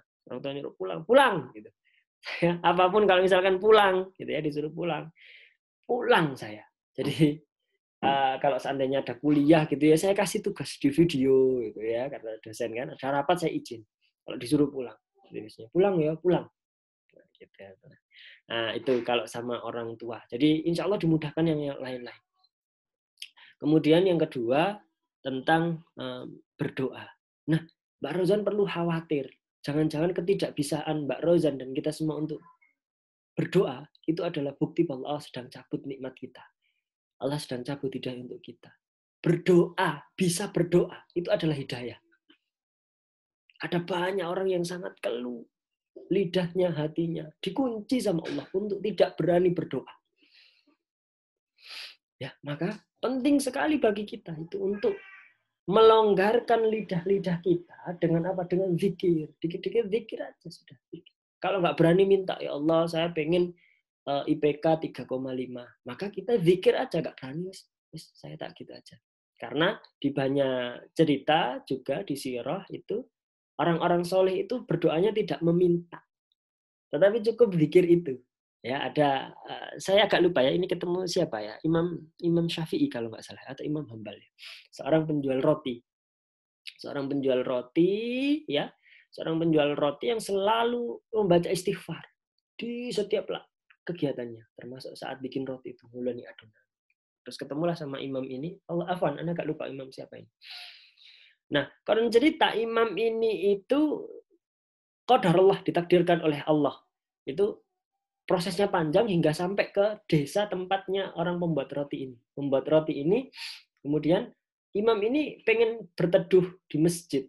Di masjid. Tiba-tiba diusir sama takmirnya. Nggak boleh. Masjid ini nggak boleh untuk tidur. Untuk sholat kok kamu. Saya imam. Nggak peduli saya. Gitu. Kalau zaman dulu kan nggak ada TV, nggak ada apa ya. Jadi sangat wajar kalau misalkan ada cerita Umar tidak dikenali sama rakyatnya, itu sangat wajar. Umar bin Khattab ya. Karena ya nggak ada TV, nggak ada dikit-dikit kamera gitu. Nah, jadi singkat cerita, masjidnya itu dekat dengan rumah penjual roti. Penjual roti masih jual di luar. Mungkin saya mengiranya karena ini sudah malam ya, mungkin penjual martabak gitulah ya. Di luar, qadarullah karena di luar tahu kalau imam ini nggak bisa tidur. Sini wes, sini aja. Ayo masuk nginep di rumahku. Terus pas istighfar. Sang imam kaget. Oh ya wes, tidak apa-apa daripada nggak bisa tidur. Akhirnya tahu loh, kamu kok istighfar terus gitu. Iya, nikmat apa saja yang sudah kamu rasakan dari istighfarmu itu? Oh, semua. Bahkan saya belum minta itu sudah dikasih. Oh, luar biasa ya. Ada nggak yang belum dikabulkan? Terus mikir dulu. Oh, ada. Walaupun saya istighfar itu masih ada satu yang saya keinginan itu belum terkabul. Apa? Saya pengen ketemu Imam X dan itu adalah imam yang tadi diusir itu. Yang sekarang, loh, itu saya. Oh, Masya Allah. Jadi berdoa itu kalau memang tidak mampu, itu zikir saja. Zikir. Kalau Ustadz Salim Afillah ya, kalau nggak salah ngomong itu, kalau kita memang tidak sanggup untuk berpacu, bukan berpacu dalam melodi, berpacu dalam berpahala, merengkuh pahala dengan orang-orang soleh, maka kita harus berpacu dengan para pendosa untuk berzikir, ya, berzikir, minta zikir ke Allah gitu. Jadi itu caranya agar kita ini ya tetap itu ya, tetap keep in touch gitu ya dengan Allah. Jadi kalau memang kita malu minta, ya Allah minta ini. Tapi kalau di kajian-kajiannya Ustadz Hanan Ataki itu, Allah itu masih sangat terbuka. Justru seharusnya masjid-masjid, musola-musola itu, soft yang terdepan itu, isinya adalah para pendosa. Pemabuk, tukang judi, gitu ya, tukang rasan-rasan, gitu ya. Yang paling dekat dengan kita itu kan rasan-rasan. Ya, enak sekali mahasiswa sekarang. Rasan itu ya. Jadi dibuat seperti itu. Nah, maka ayo kita bareng-bareng. Sudah, jangan dibuang jauh-jauh dulu malunya. Kita minta ke Allah, ya, terutama minta diampuni dari segala dosa-dosa yang sudah kita lakukan, baik sengaja ataupun tidak sengaja. Allah alam bisawab, langsung mungkin ke habis ya.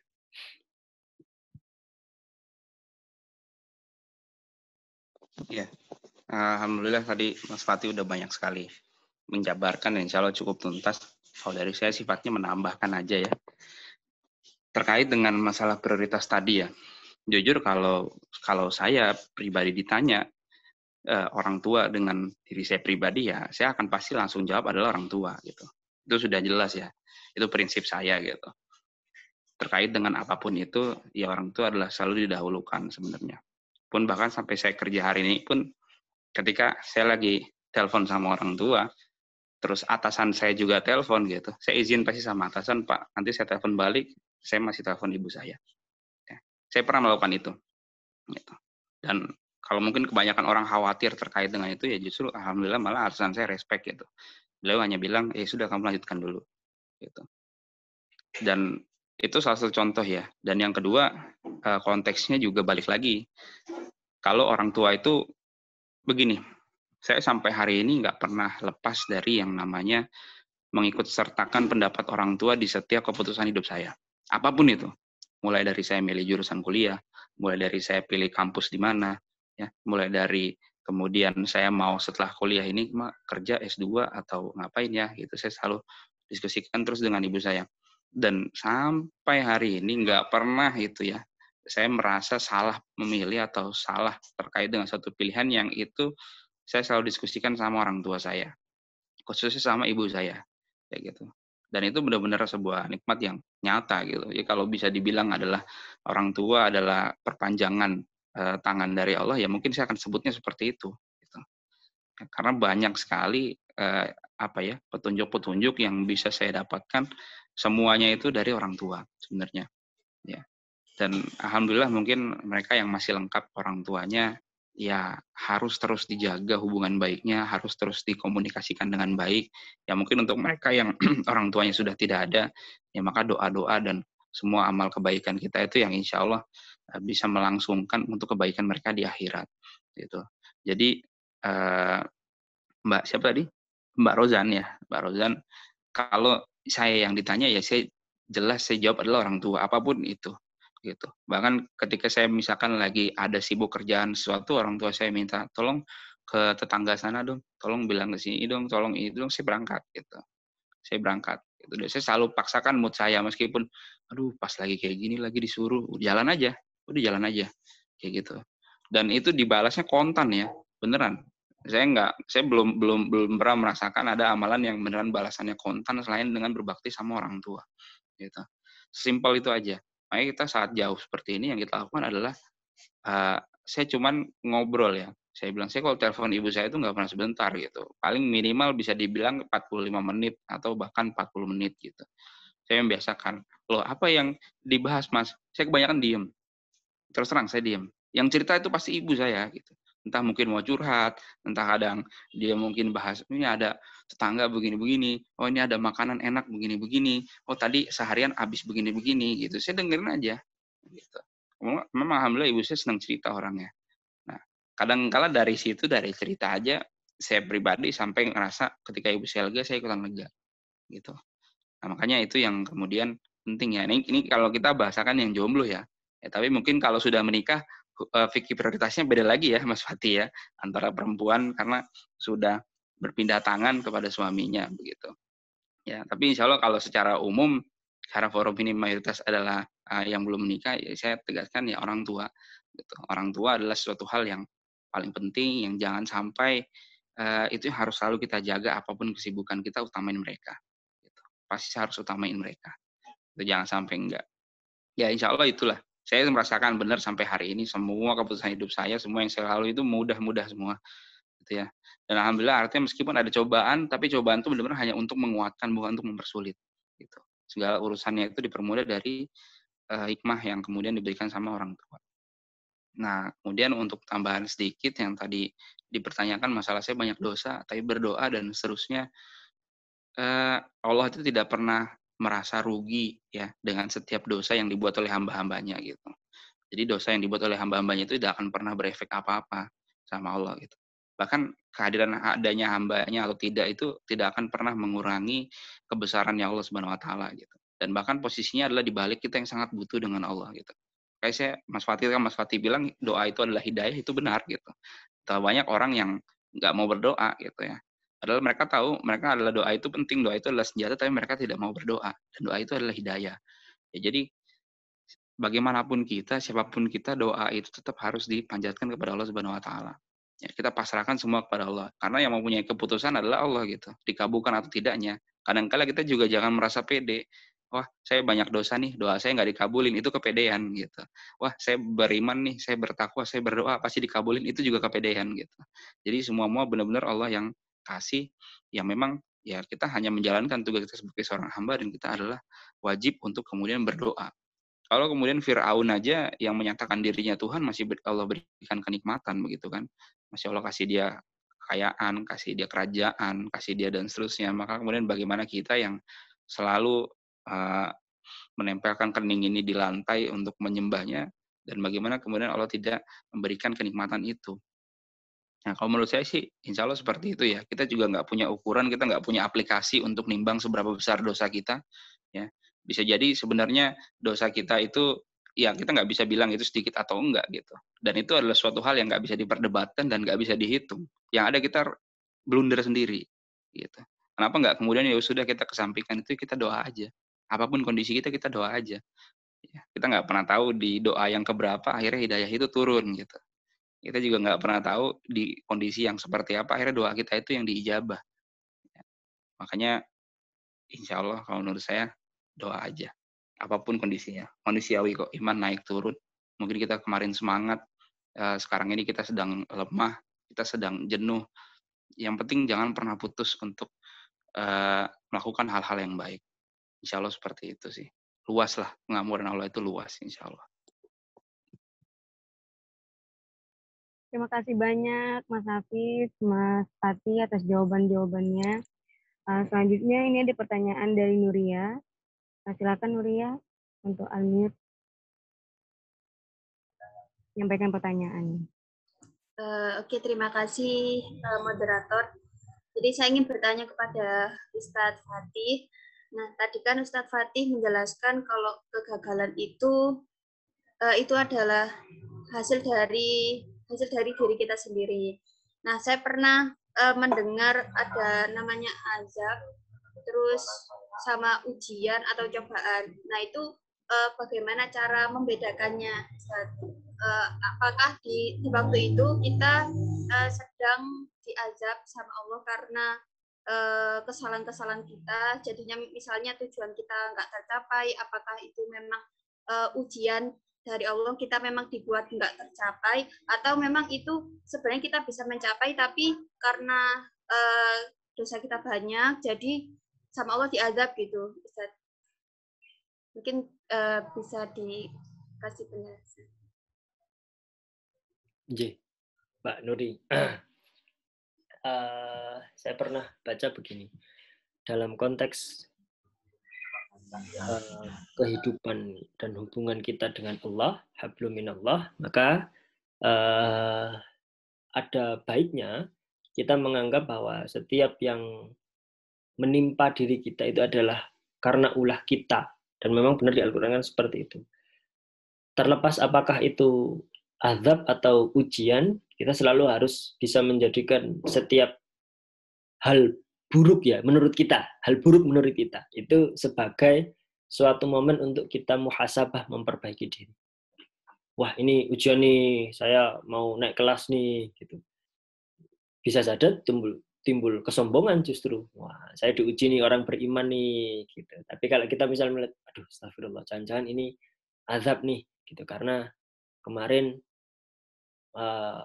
sholat asarnya nggak tepat waktu. Aduh, kemarin nggak ikut tarawih karena buru-buru pulang, pengen mules, nah, misalkan. Ya. Jadi kita memposisikan kalau itu menimpa kita, itu yang paling buruk. Kalau memang menganggap itu sebagai azab, ya anggap sebagai azab. Dengan itu kita bisa kemudian muhasabah, memperbaiki diri. Wah, kok aku daftar beasiswa ini nggak lolos ya? Jangan-jangan pas submitnya aku itu kemarin melalaikan ada panggilan adzan. Disuruh ibu beli ke warung, beli petis. Gitu. Ternyata nggak beli. Nah, dengan adanya kita mengira itu adalah sebagai azab, maka kita akan ada momen untuk memperbaiki diri. Gitu. Akan tetapi, kalau itu terjadi kepada orang lain dalam konteks hablum minannas, gitu. Misalnya kita lihat teman kita, aduh, Rozan kemarin IP-nya turun. Wah, kamu diazab Rozan, gitu. Kamu suka nonton Korea. Nah, jangan. Justru ketika itu menimpa orang lain, kita besarkan hatinya, sabar Rozan, ini ujian dari Allah, gitu. Agar Allah menjadikan dirimu kuat, ya. Kalau di surat Al-Baqarah 155 itu kan walana beluannakum bisyai'in, setiap manusia dari kamu pasti akan diuji dengan hal yang kecil sekali. Minal khauf, rasa takut, wal ju', rasa lapar, wa naqsim minal amwal, kekurangan harta, wal anfusi, ditinggal orang yang dicintai, meninggal maksudnya, was samarat, kekurangan buah-buahan, kekeringan. Di akhir Allah bilang, wabasyiris sabirin, maka berilah kabar gembira bagi orang yang sabar. Kalau itu menimpa kita, kita sabar. Dan kita berpikir, langsung, memorizing, ingat-ingat, ya Allah aku dosa apa ya? Nah gitu. Tapi kalau ke orang lain, lihat orang lain kena musibah, bahasa Indonesianya kan musibah ya. Tapi bahasa agamanya kan bisa azab, bisa ujian. Kalau ujian untuk naik kelas, kalau azab untuk mengurangi dosa. Gitu kan? Kalau kan nimpa orang lain, kita kuatkan. Tenang, Jody, kamu kan ketua UAKI. Kamu diuji gini, bisa jadi Allah akan jadikan kamu nanti menteri agama. Wah, misalkan. Ya, jadi ada momen-momen di mana kita harus cermat dulu menyikapi kondisi. Tidak kemudian reaktif. Beda dengan responsif ya. Kalau responsif itu ada hal baik. Misalkan, oh ada gempa, langsung turun ke sana. Kita bantu sebagai value DD, transformatif kalau di Bakti Nusa dan melayani, gitu ya. Saya nggak kurang paham kalau value-nya di Yulit. Maka harus hadir, memberikan bantuan. Kalau reaktif, beda. Begitu ada bencana langsung ngomong, wah ini Kabupaten Malang ini, misalkan ya, misalkan. Nanti tersinggung juga. Ini karena penduduknya maksiat, maka ditegur sama Allah. Tidak boleh, seperti itu. Tidak boleh. Gitu ya, lebih baik kita muhasabah sendiri. Jangan-jangan Allah kirimkan, Allah tegur misalkan dengan gempa seperti itu karena kita selama ini abai. Kita itu punya saudara di Kabupaten Malang, di daerah Sumber Manjing, di daerah Dampit, ya, di daerah Donomulyo dan sebagainya. Saudara-saudara kita di sana itu jarang mendapatkan syiar Islam, jarang mendapatkan bantuan dari kita. Gitu ya. Yang turun sehingga adalah orang lain yang membantu, bukan kita. Jadi ada saatnya kita harus kemudian tidak reaktif, terutama dalam konteks menghadapi musibah. Kalau ciri-ciri secara fisik atau secara syaratnya, saya nggak terlalu paham ya. Oh ini ujian, oh ini azab, gitu. Saya nggak terlalu paham. Yang jelas posisinya biasanya kalau itu menimpa diri kita, kita harus memposisikan bahwa astagfirullah, dosa apa yang sudah saya lakukan sampai terjadi seperti ini. Misalkan ini linear. Jemuran saya jatuh. Ini linear dengan hadis ya kalau nggak salah. Apabila di rumahmu itu misalkan ada tikus, ya keluargamu tidak harmonis, cemberut, rewel, tadi kan habis ngomong tiba-tiba cemberut dan sebagainya. Dan yang ketiga kendaraanmu dulu bahasanya adalah untamu itu mogok, tidak mau jalan, maka cek dirimu. Bisa saja kamu harus saja melakukan maksiat. Jadi tikus itu jadi parameter. Artinya kalau ternyata ada, Allah alam ini sahih atau tidak. Saya pernah baca seperti itu. Jadi kalau ternyata tikus di rumah banyak, itu perlu dicek penghuninya itu. Jangan-jangan salah tetal. Jangan-jangan gemar sedekah tapi untuk pencitraan. Gitu ya. Termasuk dicek ini motor, mobil. Ya alhamdulillah saya itu sudah diwanti-wanti ya, beli mobil bekas, mobil lama, metik lagi diwanti-wanti itu boros. Perawatannya boros itu. Alhamdulillah enggak pernah masuk bengkel gitu, enggak pernah. Tapi perawatan rutin iya. Cuma cek gitu. Alhamdulillah. Ya, bisa jadi itu barokah dari Allah. Saat yang lain motornya dikit-dikit mogok, dikit-dikit banyak bocor gitu ya. Karena dulu disampaikan itu untanya mogok, kendaraannya mogok. Bisa jadi sedang melakukan maksiat. Atau keluarga di rumah misalkan tiba-tiba adik nangis, jaluk duit, jajan gitu ya. Tiba-tiba kalau kata Hafiz tadi istri cemberut. Nah, itu tanda-tanda Mas. Bisa apa? Oh, bukan hadis, apa itu? Oh, ulama salaf ya, dikoreksi sama istri saya ya. Nah, ini enaknya kalau nggak jomblo ada yang ngingetin. Ya, kalau jomblo siapa yang ngingetin ya? Nah, ayo nikah gitu ya. Ini daurah fikih munakahat nih. Jadi ada yang ngingetin ya. Jadi seperti itu. Jadi saya sering kalau ceramah itu ya diingetin sama istri saya itu. Nah, ini kan denger nah. Rumah saya kan kecil gitu ya, dari kamar satu kamarnya dekat. Jadi ayo. Jadi kalau habis pulang cemberut istrinya bisa jadi ya mohon maaf ya Mas Hafiz ya. Nanti tadi mungkin di kantor jamaahnya telat. Loh gitu loh, hanya sekedar jamaah telat. Karena Allah sayang itu tiba-tiba nggak ada angin, nggak ada apa, sudah dibawain martabak gitu ya, martabak manis gitu ya. Kok pulang-pulang cemberut gitu ya, buang muka cuma buka pintu terus ditinggal tidur lagi, kayaknya apa gitu. Terus diinget-ingat. Nah, kita harus ingat-ingat, Mas Hafiz harus ingat. Astagfirullah, iya rek tadi zuhur rapat dulu. Akhirnya begitu ada adzan, nggak sholat tepat waktu. Nah, besoknya sholat tepat waktu, nggak tiba-tiba senyum. Nah, kalau tiba-tiba senyum, keluarga tiba-tiba harmonis, nggak ada apa-apa, nggak ada angin, nggak ada apa, tiba-tiba sama misalkan Sayan, tiba-tiba di rumah dikasih hadiah PS5. Itu Mas ada mainan baru, PS5 gitu kan. Ya. Nah, itu berarti buah atas kebaikan, atas kesolihan yang kita lakukan. Hal jazaul ihsan illal ihsan. Jadi enak. Orang beriman itu enak. Dikasih ujian sabar, dikasih nikmat itu bersyukur. Allahu a'lam bishawab gitu, Mbak Nuri.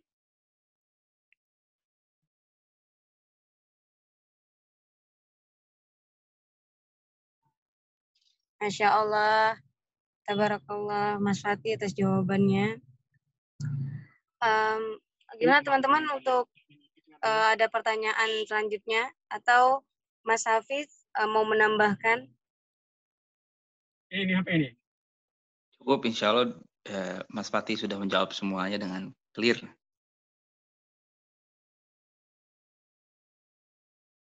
Lengkap dan tuntas ya Mas. Gimana teman-teman, ada yang mau bertanya lagi kepada Mas Hafiz ataupun kepada Mas Fatih? Mungkin tidak ada yang mau bertanya lagi.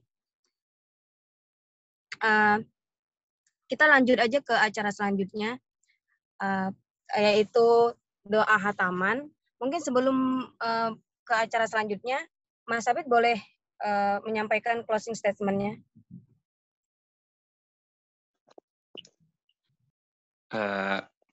Kalau dari saya closing statement-nya adalah masa muda itu adalah masa di antara dua kelemahan ya.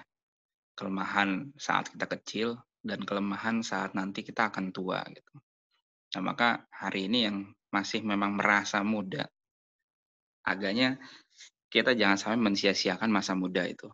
Karena masa muda itu akan selalu dipertanggungjawabkan oleh Subhanahu wa taala ya. Terkait dengan, karena Allah mempertanggungjawabkan itu adalah harta kita gitu ya. Dan beberapa hal lainnya, dan di antara semua itu ada yang dipertanggungjawabkan terkait dengan masa muda kita dihabiskan dengan apa. Ya. Maka saya selalu berpesan untuk memang teman-teman yang merasa dirinya masih muda, jangan pernah berhenti meskipun harus dihalau dengan ribuan kegagalan. Ya insya Allah semoga itu jadi sebuah kekuatan untuk kita belajar untuk bisa mencapai ke level tertentu yang ingin kita tuju. Gitu. Ya, mungkin itu aja. Selalu jadilah emas, because gold is always gold ya.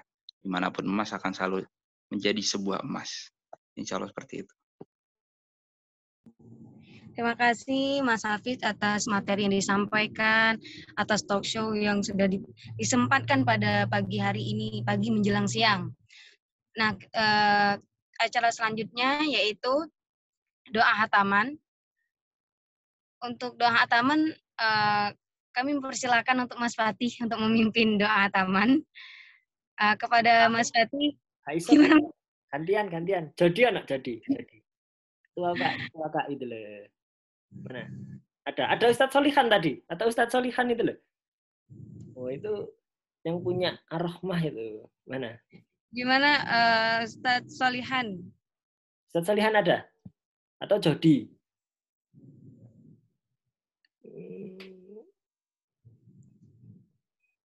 Gak ono wesan. Mana ya? Berarti Sayan itu loh, Sayan. Ada lu IKB kok. Silakan. Terima kasih, insyaallah Mas. Hah? Saya.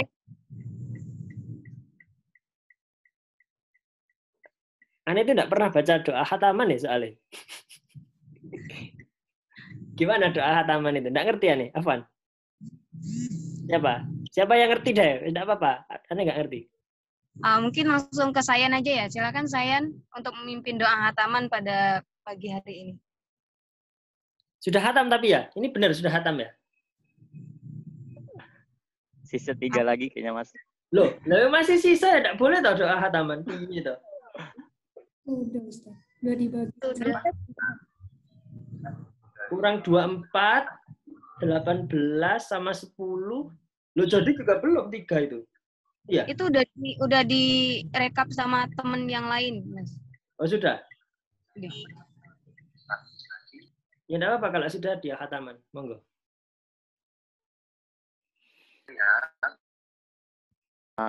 Oke. Ana izin buka Qurannya, Mas. Bismillahirrahmanirrahim. Allahumma shalli wa sallim ala sayyidina Muhammadin fil awwalin wal akhirin wa barik wa sallim. Tabaraktan qul sahabati Rasulillahi ajmain. Amin amin ya rabbal alamin. Hamdan na'imin hamdan syakirin. Hamdan yuafi ni'amahu wa yukafiru majidah. Ya Rabbana wa lakal hamdu wa lakal syukru kama yanbaghi li jalali wajhikal karim wa 'azimi sultanik. Allahumma shalli ala sayyidina Muhammad wa ala ali sayyidina Muhammad. Allahumma arhamna bil Qur'an waj'alhu li imama wa nuran wa hudan wa rahmah. Allahumma dzakirni minhu ma nasitu wa 'allimni minhu ma jahiltu warzuqni tilawatahu ana al-laili wa atrafan nahar waj'alhu li hujjatan ya rabbal alamin. Allahumma aslih li dini alladhi huwa ismah amri wa aslih li dunya allati fiha masi waslih li akhirati allati fiha ma'adi waj'al li hayata ziyadati li fi kulli khairi waj'alil maut rahatan li min kulli syarr. Allahumma ja'al khaira umri akhirahu wa khaira amali khawatimahu wa khaira ayami yawmal kafi. Allahumma inni as'aluka 'isatan haniyah wa miyatan sawiyah wa maradan ghairu muhdhi wa la fadih. Allahumma inni as'aluka khairal masalati wa khairal du'a wa khairal najah wa khairal ilm wa khairal amali wa khairal sawab wa khairal haya wa khairal mamat wa sabbitni wa thaqqil mawazini wa haqqik imani warfa' darajati wa taqabbal salati waghfir khati'ati was'alukal ala minal jannah. Allahumma inni as'aluka mujibati rahmatika wa za'imi maghfiratika wassalamat min kulli ismi wal ghanimah min kulli birri wal fawza bil jannati wan najah minan nar. Allahumma ahsin akibatana fil umuri kulliha wa ajirna min hirzi dunya wa adabil akhirah. Allahumma qsim lana min khasyatika ma tahulu bihi bainana wa baina ma'siyatika wa min ta'atika ma tuballighuna biha jannaka wa minal yaqin ma tuhawwinu bihi alaina sa'ibad dunya wa mati'na bi asma'ina wa absarina wa quwwatina ma ahyaitana waj'alhu waritha minna waj'al sarrana ala man zalamana wansurna ala man adana wala taj'al musibatana fi dina wala taj'alid dunya akbar himna wala mablagha ilmina wala tusallit aina man la yarhamna. Allahumma la tada' lana dhanban illa ghaffar wala hamman illa farajtah wala dainan illa qadaitah wala hajatan min hawaijid dunya wal akhirah illa qadaitaha ya arhamar rahimin. Rabbana atina fid dunya hasanah wa fil akhirati hasanah wa qina adzabannar. Wassallallahu ala nabiyyina Muhammadin wa ala alihi wa ashabihi ahyari wassalam taslima katsira. Subhana rabbika rabbil izzati amma yasifun. Wassalamun alal mursalin walhamdulillahi rabbil alamin. Amin amin ya rabbal alamin. Alhamdulillah rabbil alamin. Kita sudah sampai ke acara terakhir yaitu penutup. Untuk menutup acara kita pada pagi hari ini ada baiknya kita lafazkan alhamdulillah. Alhamdulillah rabbil alamin dan doa kifaratul majlis subhanakallahumma bihamdika asyhadu an la ilaha illa anta astaghfiruka wa atubu ilaik. Saya selaku MC sekaligus moderator mohon maaf apabila ada kesalahan baik perkataan ataupun perbuatan. Kepada Allah saya mohon ampun. Saya akhiri wassalamualaikum warahmatullahi wabarakatuh. Terima kasih semuanya.